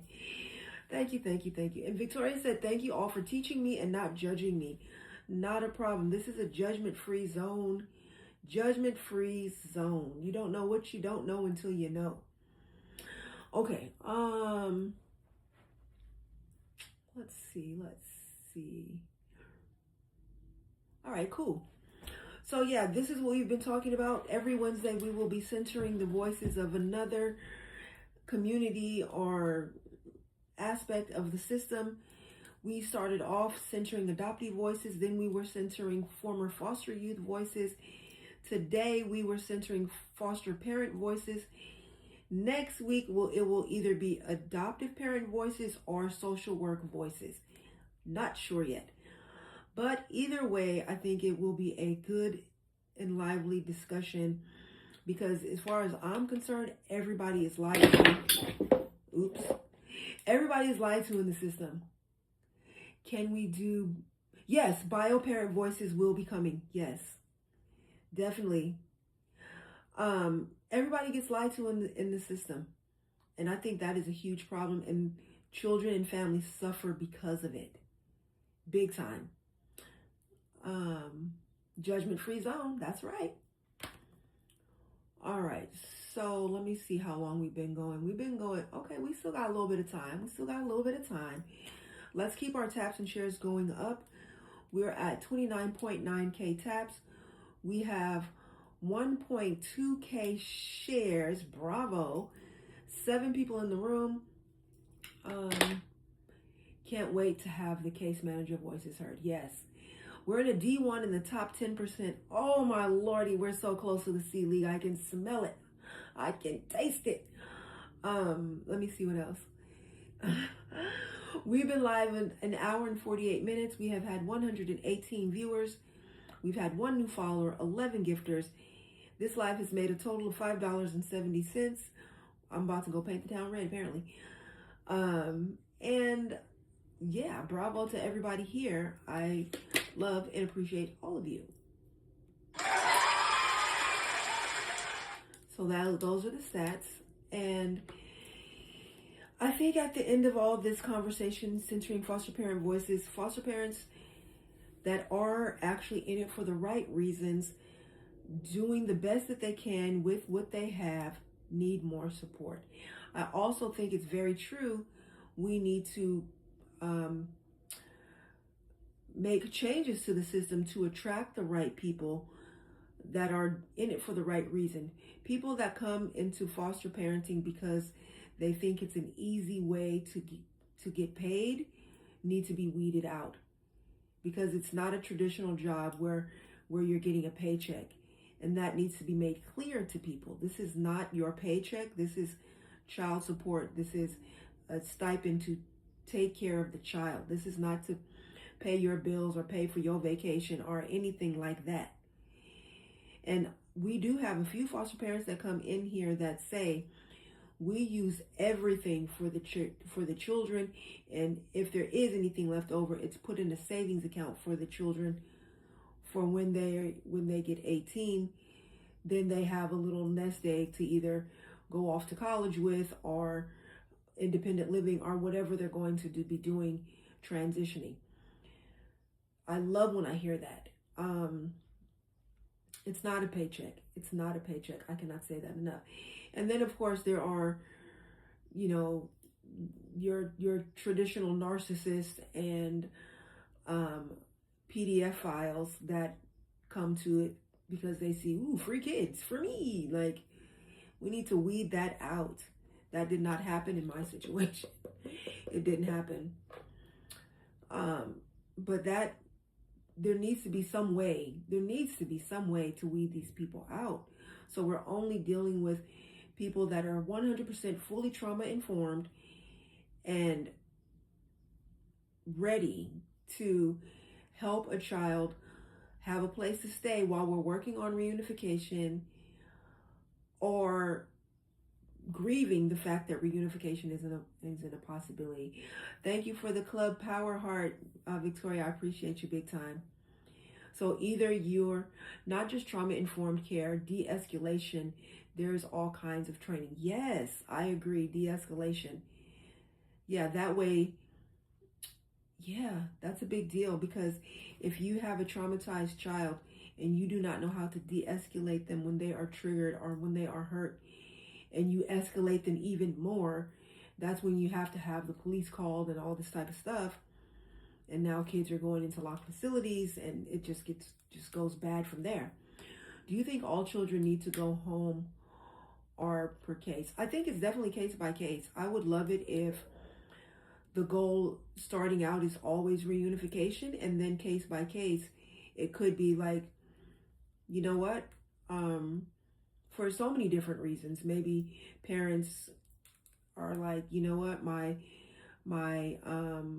trigger warning, my addiction or my mental health is so far gone, I can't parent at this time. Maybe the child is like, I'm too afraid, because there was like severe physical, yeah. So case by case, but I would like the case to at least start off with the goal of reunification, and then hopefully parents are given the resources and the support they need to be able to resume parenting. And then if not, it's not for lack of trying. That's my stance, for real. Because there are no perfect homes. Right, there really are not any perfect homes. There really aren't. Hold on. Quick question. Yes, please. I'm wondering how many foster parents have been trained on motivational interviewing? It is a good question. I don't know. And do you know what motivational interviewing is? I sure do. You do? Okay, perfect. Mm-hmm. I asked that because honestly, when I went through that training, I thought every parent should go through that training, period, end of discussion. Like, it's a non-judgmental way to be curious about what somebody's going through. And so I would love if anybody on the panel has been a foster parent, have they been offered that training? Because that is key. Between de-escalation, obviously, because you're going to have teenagers that are emotionally charged, and you have to de-escalate them, but motivational interviewing goes along very hand in hand with de-escalation. So I'm wondering if there's anybody on the panel that is a foster parent that has been offered training on motivational interviewing or de-escalation. Good question. I see Victoria said, I'm learning this. Sarah Letitia said it's a part of one of the courses I've taken, but I don't think it's required. And that's something that I learned this morning too, when Joey was talking about Florida, saying that, when you go to the training website, there's a lot of classes to choose from, but it is your choice which ones you take and which ones you repeat. Some people will get in a rut of taking, the same 3 courses to get their yearly requirement done. And sometimes, it's just, you watch the video, you take the little test at the end. Some people have watched it so much, they've memorized the video, they just click it on and they go on with what they were doing with their house cleaning or whatever they were working on, and then come back and just click all the answers and boom, I'm done. So that's the problem. We can't just have motivational interviewing and de-escalation tactics in the list and then say, pick whatever class that looks interesting to you, because maybe people won't pick that. Victoria said restraint class. Also, that is very important what you brought up, but also, like, motivational interviewing isn't something you take a class one time and then you're like, oh, I'm great at that. I got it. No, it's something you have to practice over and over and over again. Yeah. So with de-escalation, every one of those trainings require you to take follow-up trainings. Hold on, let me give you 5. Because, sorry. That's okay, go ahead. But, seriously, like, motivational interviewing is a skill that we don't have. And it's one that you have to train over and over again. So I went to a week-long class on it. Yeah. A week-long, 8-hour-a-day class on it. Oh, wow. And I still struggle with motivational interviewing. Like, it's something that, like, if I was still as a case manager, it'd be something, if I was a supervisor, I'd be like, we have to do this every week. We're going to role play. We're going to do this. Because it's not a skill that is normal. And so, like, so is de-escalation, but they're very important skills. And regulating, being able to regulate yourself, teaching how to regulate yourself as the parent or the foster parent, and then once you understand a skill, helping the child do that with you. Yeah. But if you're not taught it, how do you know how to do it? You can't teach it. I say it in my job all the time. I don't know what I don't know. You know? And foster parents don't know what they don't know. Right. And like when you guys are talking about files and everything like that and understanding that a child that's coming to your house, you don't know what you don't know unless you're told. And then once you're told, if you don't know that there's a training that will help you, you don't know to ask for it. That's supposed to be the social worker's job to say, okay, we're disclosing the child has XYZ. These are the trainings that you should take so you can understand XYZ, right? Like if I'm a parent or, you know, or a foster parent and you tell me the child has XYZ, how do I know what training I need unless you tell me? The caseworker is supposed to be the expert. You're trusting them to tell you what you need in order to be a good household for this child that you're taking in. Right. And I would hope that most parents, most people that are taking in foster care children want to be a good household, right? You would And hope. I understand there's some that are not, and they're just looking for a paycheck. But for the ones that do, they're relying on the experts, and they're relying on the case manager. And it's sad that some of those case managers are new, they're overworked. Yes. Like, I have seen cases where the children should have been... I've seen a case where there was 8 children in the house. And as they were able to leave the house, they did or emancipate themselves or whatever, because there's so many times that there was abuse in the house that nobody did anything because there was no place for them to go. Wow. And so it just continued. Like, well... Yes, child after child had to emancipate themselves or figure it out and know and be traumatized knowing that they're leaving the other children in the house while they escaped it. Yeah, it so was survivor horrific. guilt. Survivor oh my guilt. gosh, it was horrific. And I had to like literally go to court one time for this, and I've talked about this before. The child like literally had told their story over and over again, but kept being put back in the household and getting punished for telling their story. Yeah. And then finally, because I stood beside this person and said, I have your back, I will do whatever I have to get you out. They told their story one more time in court, and I'll never forget this person coming out, sitting next to me and collapsing in tears, just collapsing in my lap. Yeah. So scared, collapsing so scared, and then finally finding out that they were going to be able to leave this household, and again collapsing in my lap, that my voice finally got heard. Yeah. But then this person also was had to do the same thing. They had to leave a sibling again. Yeah. And yeah, that's a lot. And I just thank you so much for chiming in again, Care Bear. I see in the chat, Sarah Letitia, I keep trying to change your name. I apologize.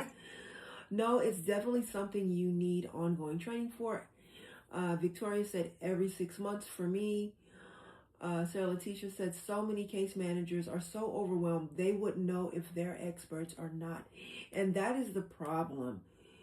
You know, the system is just not, it's just not working. Like, You got case managers cutting corners because they got way too many cases. We got people, we're attracting the wrong folks to even become foster parents, and then saying we don't have enough foster parents. And it's just, to me, anytime I hear we don't have enough foster parents, to me that's a loud call for more in-home case plans. And I feel like maybe that needs to be utilized more, as well as going the extra mile to find a family member. So there's so many things that we need to tackle to make this thing work, to truly make this thing work. And longer services for the families. Yes, I agree with that.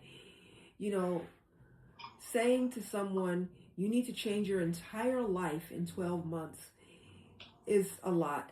They literally give bio families short amount of time. Exactly. Short amount of time. You need to have everything changed in 6 months, because at the 6-month mark, that's when we're going to start moving towards, TPR and permanency. So by the time you get to 12, it's a done deal. Like, I've already started sabotaging you at this point, and it's a done deal for you. It's a wrap.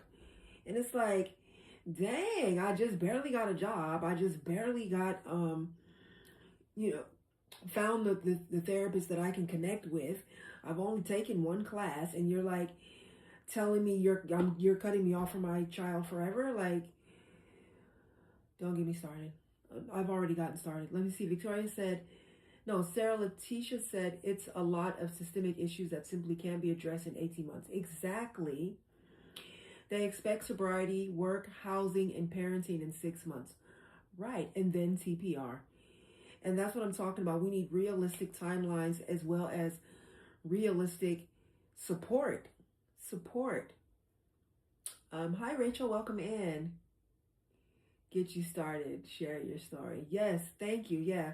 So, I wrote a book about my time in care. I was removed from my mother, who was a single mom of 3 when I was number 3. She was in college. She had a part-time job. She was living in public housing. And,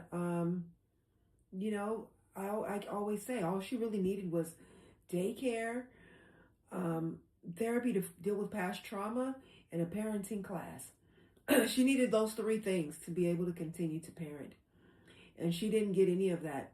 All she got was her kids removed, and, a worker that basically told her to her face, you will never get your kids back because you don't deserve them. It's like, that is not like, I'm on your side. We're going to, oh, thank you. Thank you so much, Rachel. Please do a review anywhere you can. I appreciate it. I would love to hear what it made you think and what it made you feel. My story is prime example of a parent just needing support and resources, not to be permanently removed and then rushed through the process to TPR. Let me see. And a lifetime of trauma. Yes, I'm 51 and still healing. I'm still healing. I'm way more healed than I was when I was 21, 31, 41.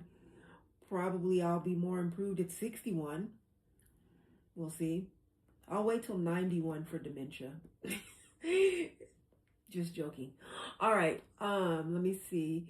Victoria said, that's okay. I'm here to stand up and be a voice for us mental health mamas. Yes. Yeah, because just having a mental disability does not automatically mean you cannot parent. Sarah Letitia said, if the parent was never taught, they can't them to learn and implement yes. Here's a new skill. Do it. Prove you can do it before your 12-month time limit is up, or else. That's a lot of pressure. Rachel said, I will. My newborn keeps me busy, but I plan to make a review. I appreciate it. I'm looking forward to it. I think we all are still healing. Yes. We all are still healing. I agree with that. Some people are early on in their healing journey, and some people are, still plugging away like myself. So I think it's important to have tenderness and grace, you know, because everybody is healing and learning at a different phase, you know. Healing and trying to deconstruct. Yes, absolutely. Okay. I'm still looking for quality engagers to be on the panel to chime in. I know Rachel just got here, The Village, and Mommy of Many. If you want to be on the panel, please do send a guest request, and I will check your stats to be sure that you are a quality engager. That is how you get to the panel. Quality engager meaning that you got your daily heart me, shared this out 60 or more times, got 1K taps, or participated in the live goal, became a title gifter in the gift gallery. And of course, you know, everybody needs to get their daily heartbeat. Hey, Lala, welcome in. Thank you for being here. We are centering foster parent voices today because I believe everybody in the system gets lied to. So that is what's going on. All right, we have been live for 2 hours and 8 minutes. I think this is a good time to wind down. We have had 132 viewers, 1 new follower, 11 gifters. This live has made $5.74 now. We have 31.7K taps, 1.2K shares, and our league is, let me see. I'm just waiting for it to scroll. It's scrolling. Our league is, thank you so much for the power share, EM. D1 top 10%. Oh, that's so close. All right, we're in the D1 top 10%. I'm happy about that. Okay, someone's requesting, and that is, oh, Sarah Letitia. Let me check your stats real quick. I know you were so close last time, so I'm not too worried about it, but I still want to hear it. All right, you have added 1 product to the cart. Thank you very much. We have 18 comments, 96 shares, 2.8K taps. That is high quality. So thank you so much. Yes, we want to hear from you. I will give you an additional 5. If you don't mind, please do your intro again, just for in case there's someone here who didn't hear it the first time. You have the mic. I'm Sarah. I'm 44. She, her pronouns. I am a bio mom, foster mom, adoptive mom. And I just really, it really is this is such a good community. I'm learning a lot. I never wanted to be on lives before, so this is something that I feel really passionate about. I do think that the classes should be something, it's almost like working out, especially for the de-escalations and for the motivational interviewing, those types of things. It's a part of a program that is called TBRI. It's like a system of just a different way to parent in general that I'm in, but all of the kids that are in care, you can assume that there's trauma, even if you don't add in other things like mental health issues or drug exposure or whatever other things that they have. I do think that it is so beneficial because even as a foster parent, you have to unlearn some of the things that you learned as growing up, and you kind of have to give yourself permission to divorce yourself from quote unquote normal things, because nothing's normal really. Right, that is what's normal, because normal is different for everybody, right? So yeah, it's really hard to continue to parent when you don't know if your child is going to run away or if they're somewhere and they're self-harming, and you want to help them and you want to make it better. And a lot of the kids, a lot of the kids that I've come across or that I've spoken to or had some connection with was one way or another. 95% of them want to just go home. Whatever home looked like, whatever situation, they just want to go home. And trying to take them away from their families of origin, however that may look, it's really hard. It's hard because as the foster parent, we carry a lot of that, the outlash, the backlash. The state is upset with us. The bio families are upset with us. The foster kids are upset with us, and we're just trying to. You're just trying to fill in the gap. Like, I've had foster parents, require that everybody in their house call them mom and dad. Right. But I know most of my friends that are foster parents don't do that, because that's triggering in and of itself. Right. For some kids. Right. Like, pick a name. It doesn't have to be mom and dad, and kids shouldn't be getting punished because they want to talk about their family, or they make up fantastical stories about their bio parents, even if we know that that's not true. I don't ever try to convince a kiddo that the story that they are holding on to for their parents isn't true. Right. If it's not hurting them. And 9 times out of 10, it's not hurting them to think highly of their parents that they just want to go home to. Yeah.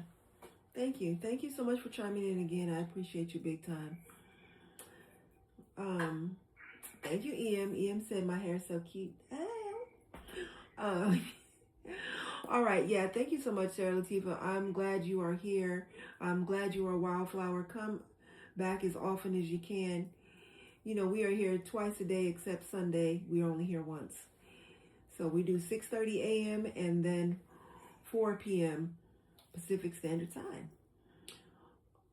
Thank you for the power share. I appreciate that. So I'm going to go ahead and stop your time, Sarah Letitia, and then I will drop you from the panel. And if you need to come back up, definitely send a guest request or become a super fan. That's another way.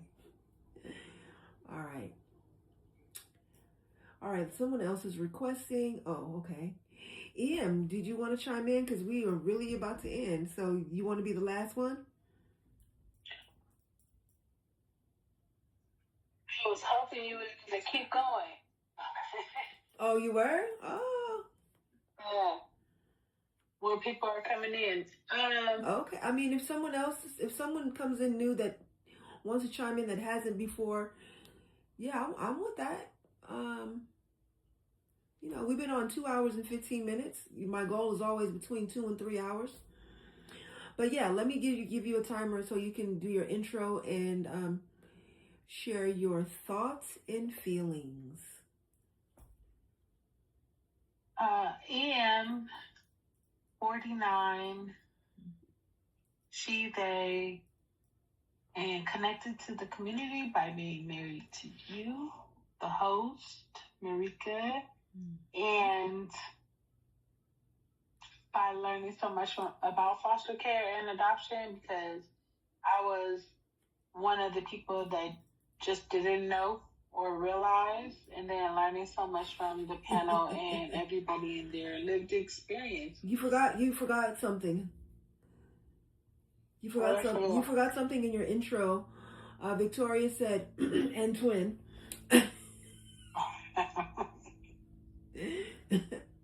Okay. Yeah, and twin. Twin to Victoria. Keep going. What's up? About foster care and adoption, centering, I just want to throw some appreciation, like glitter, out there to you, because the centering on Wednesday, I believe that's when you do it. Yes. It's powerful, because we get to give flowers to those and then realize and learn as the room does all the time. We teaching and learning, which feels good. And yeah, just adding that this feels good. And I also like when the Tuesday talk it out. Yeah. When that gets popping like this, I feel would be a good space to to center folks. Oh. Give flowers where it's needed. Yeah. Okay. I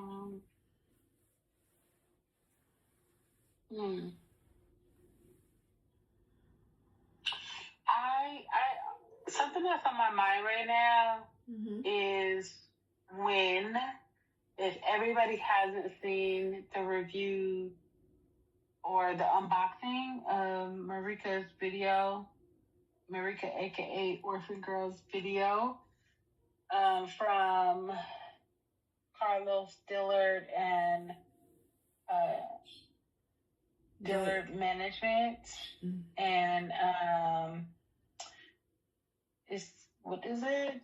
Black Rose Russian. Yeah, Diana Calhoun. Callan. Yeah, Callan. If you can look at those videos and then share them out again, that would definitely help. Thank you for saying that. Yeah, and listen to them and go to their pages and all that, and to promote, them and Marika at the same time. It also feels good to say, too, if people don't know, her book is in the TikTok shop. Also, the magnet, a bookmark, some beautiful sunflower art, a postcard, or you can get the bundle. And all that's in the TikTok shop. Thank you. The book is signed, but you can also order it other places where it's not signed and where books are sold. And thank y'all for who keeps tapping and sharing and gifting. As Marika's not going to say it, she's not going to ask for it, but that would help, especially right now with being so close. What, 10%? You said 10% away from C League. 10%. We could do it before we get off the live. It's possible. It's possible. It's possible. Yes, we could get up to 50K too. I just wish I had a tapper nearby. Yes. The taps and the shares are a big deal. The taps and shares are a big deal. And yes, participating in that. Thank you. I appreciate you big time. Love you. See you later. But yeah, the taps and the shares are a big deal. Participating in the live gift goal and the gift gallery are all the things that this app cares about. And we have to care about what they care about if we want our space to thrive and be supported and not repressed. All right, so let me see. Who's new to this space? Oh, Mommy of Many, thank you so much for being here. I did see your comment, and I sent you a smiley face. Let me go back to it, actually.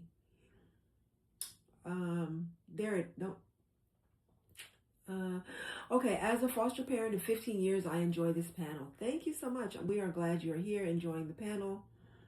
We would also love to hear from you. So if you want to get on the panel, Victoria said me, I'm new. If you want to get on the panel, we want you to get a daily heart me, share this out 60 times or more, which is a good power share. If you don't know how to do a power share, put that in the chat. And what else? Oh, and tap the screen 1K times or more. Thank you so much for the populars. I appreciate you big time. And I think that is it. Honestly, I think we have exhausted the topic for the day. Before we end, I just want to see if anyone needs an additional 3 minutes. Teacher's pet twin, yes. All right, we're going to start at the bottom. We're going to work our way to the top. Nixie, do you want or need an additional 3? I do not. All right, thank you so much. That is Superfan Nixie, who is an amazing engager. Strong, powerful engager. All right. Victoria, do you want or need an additional 3? Well, I'm just curious on what we're going to put into action. We're hearing everybody and all of our stories. What are we going to do to change turn our pain into policy? Great question. And guess what? The action team is the Superfan team, and when we're in our Superfan meeting, we will talk about it. Well, I'm super excited with my super fan status because of Christina. Yeah. Also, if y'all are rich on here, I'm going to say this.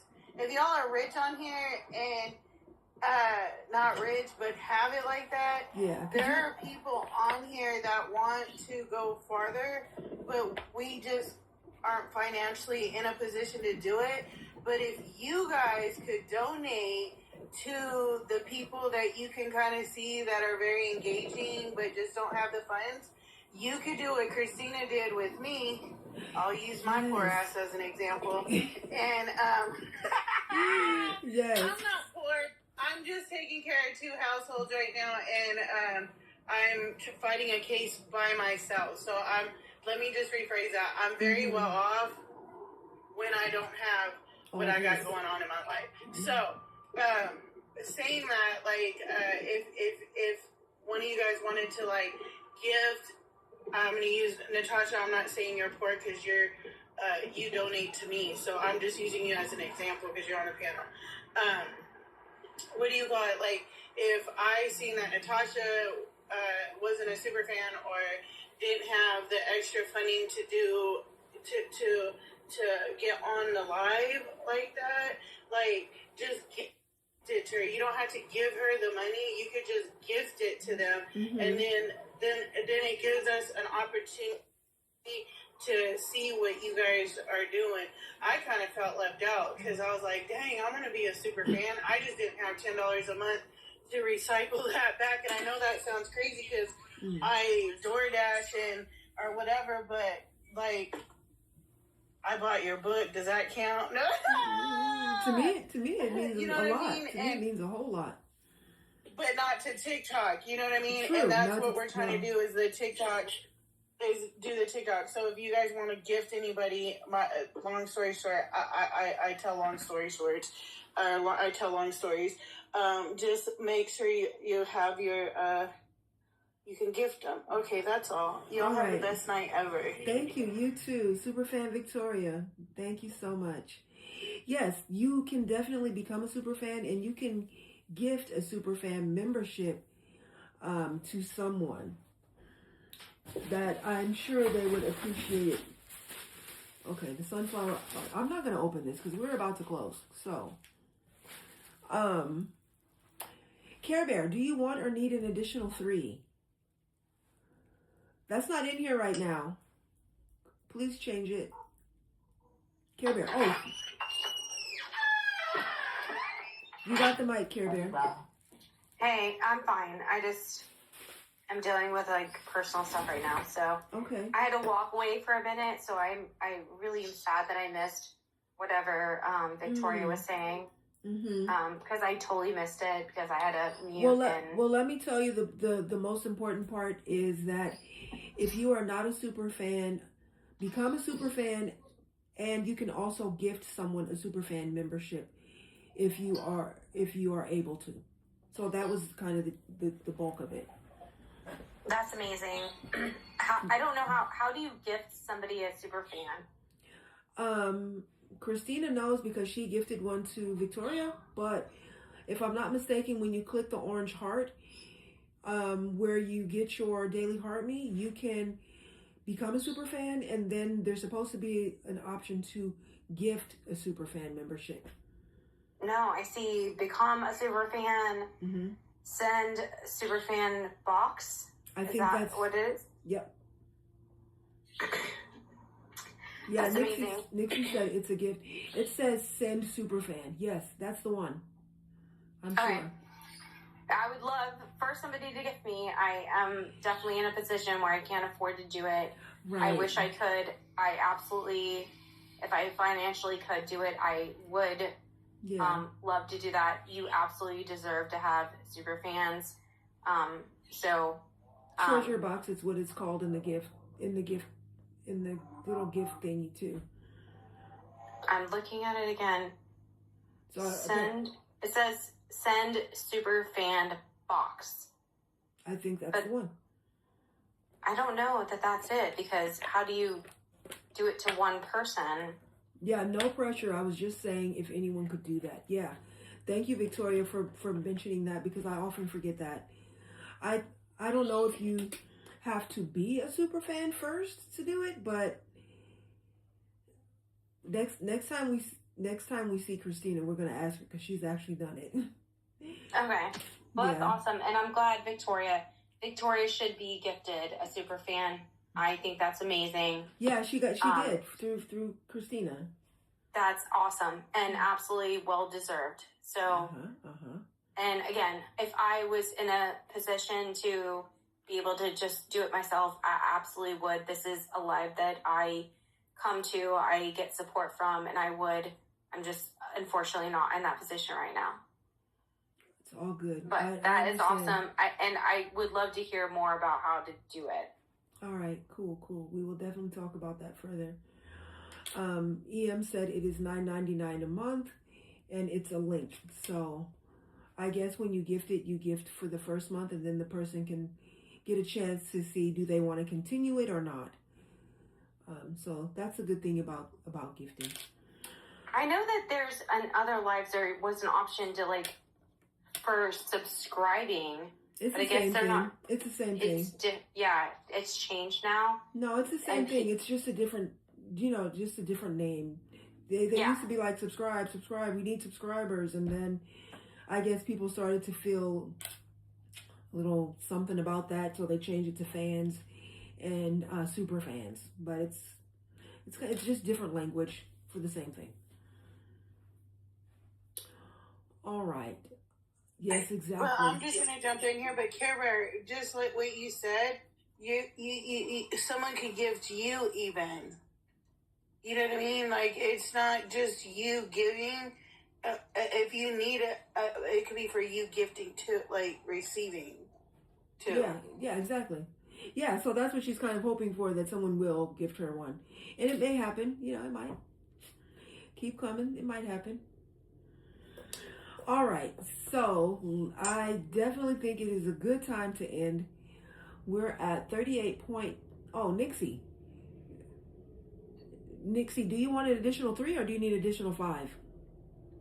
Oh, I don't even need that. Okay. Care Bear, the gift, the treasure box I was talking about is a super fans exclusive gift.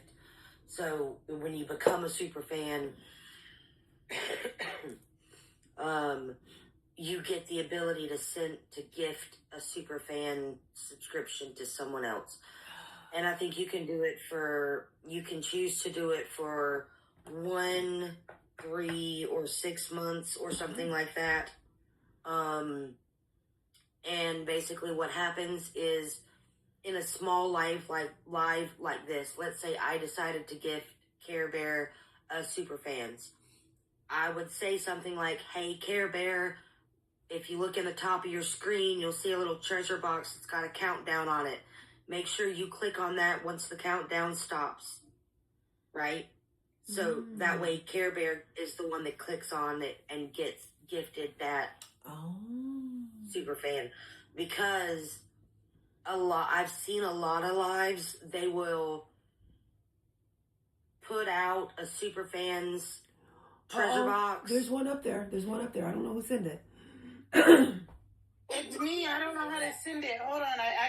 I really, honest to God, accidentally did it. How do I send it to her? I think she has to click it at this point. Who? Care Bear. Care Bear. If it's for her. If you look up at the top left-hand part of your screen, you'll see a little icon. It's got a treasure box in it. Once that countdown goes away, you can open it. Victoria wants you to open it. I'm trying, and it says unlock soon. But Yeah, you have to wait till the gonna- countdown is over. Yeah, wait till the countdown's over. Oh, And my husband actually sent that to me. I was gonna say it's my from husband- Matthew. Yeah, I was gonna say my husband sent it to me and was like, "Has that lady been nice to you?" And I said, "Yeah." And he goes, "Tell her I'll get her whatever it is. Hey, send it to me to send to you." nice. Oh, I just followed him. I love it. I love it. Welcome to the super fans. Yes, yes. Welcome. Our newest member. Well, it's still counting down, but thank you so much. You guys Yes. are like so amazing. Yes, this is awesome. That means we expect to see you at the Superfan meetings every Monday. Okay, just send me a request. Is it during the day? 6 p.m. Okay, I can do 6 that p.m. for sure. Pacific Standard Time. And we'll have to tell her how to get into the Discord. Right. Yeah. So we'll go over all of that. Yeah. I have to tell Between you, now I've and had like a really bad day yesterday and today with some stuff going on in my household, and you guys just really make a difference in my day. Oh, yay. I come here and I know I get up there and I give an opinion and everything, but which is good. I really enjoy like getting to know you guys and listening to your stories and things like that, and that means so much to me. And I know I'm so stupid that I always like stupid cry. No, I don't mean say to. that. I think maybe Please take it maybe back. it's like that I'm like menopausal or whatever, but Or just human and connected with your humanity, which is good. yeah, because you guys, I do care about you and your stories. They mean a lot to me, and I'm so grateful that I get to be here and hear them and hear the success parts of it. Okay, it says open. Do it. Check it out. It says, thanks. Care Bear just became a super fan. Woo! It's Thank you guys official. so much. It's official. I just Thanks, really appreciate Matthew. all of you. And I hope you understand I have a lot of respect for all of you. And I can't tell you enough that you guys are, when you talk, you're so intelligent about the points that you're talking about, everything you're going through, the research that you do is spot on. Like, you guys, like, sometimes I hear you talking, I'm like, you're not giving yourself enough credit. Like, oh my gosh, give yourself more credit. You are amazing, and you are doing amazing things in situations that are like beyond stressful, and where normal human beings would shut down. Right. And I understand that, because there was a point where I literally had to go through a situation and I got through it, because that's what we do as moms, right? We do it. And then after I got through it, I literally collapsed on my couch for like a day and just cried. Yeah, because you have to recover. Yeah. And so you guys are doing that over and over again. And so I just think you guys are amazing. And thank you. Any support that I can give you, please let me know. Yeah, we're gonna be holding you to it on Monday nights. For sure, because I remember being in that situation, and I had my mom that was out of state trying to support me, but it wasn't enough support. So yeah, support is huge for parents. Like, you have to have it. So anyways, thank you guys so much. Thank you. So much. And Victoria just typed in the chat, it's called Pay It Forward. Matt said it was gifted to me. Now I gifted it to someone, and we keep it going. Yes. Bravo. I love it, love it, love it. Okay. For real. You're done. I'm gonna read off our ending stats. We're at 38.6K taps. Our league is a D1 in the top 10%. Divided we fall. That's right. United we stand. Yep. Thank you so much for everyone who has gifted, who has tapped the screen, who has talked on the panel, who has commented in the chat. Let's see the rest of our stats. We have 4 people in the room right now. We have been live for 2 hours and 37 minutes. We have had 155 viewers, 1 new follower, 11 gifters. This live has made a total of $6.56. Bravo to everyone here. And we're going to keep this thing going and flowing. I have posted our live schedule, you know, the schedule of topics in my, I made a post about it. So do look for that. Read it over. It's going to be this kind of the same format every week, just so people will know what to expect. So I'm excited about that. And yeah, we're going to play our exit song. We're going to tap it out to the beat. Dance if you want to, or if you can, sing along if you want to, if you can. And yeah, this is a song that we used to sing at the end of my supervised visits. The reason why I play it at the end of our lives is because this is a supervised visit. We're being supervised by the app. We're being supervised by trolls. We're being supervised by people trying to decide, do they want to join our little community or not? How do they want to engage, if at all? Thank you for being nice to me always. Aw, of course, yes. That was from Victoria to Care Bear. All right, so let's see. And also because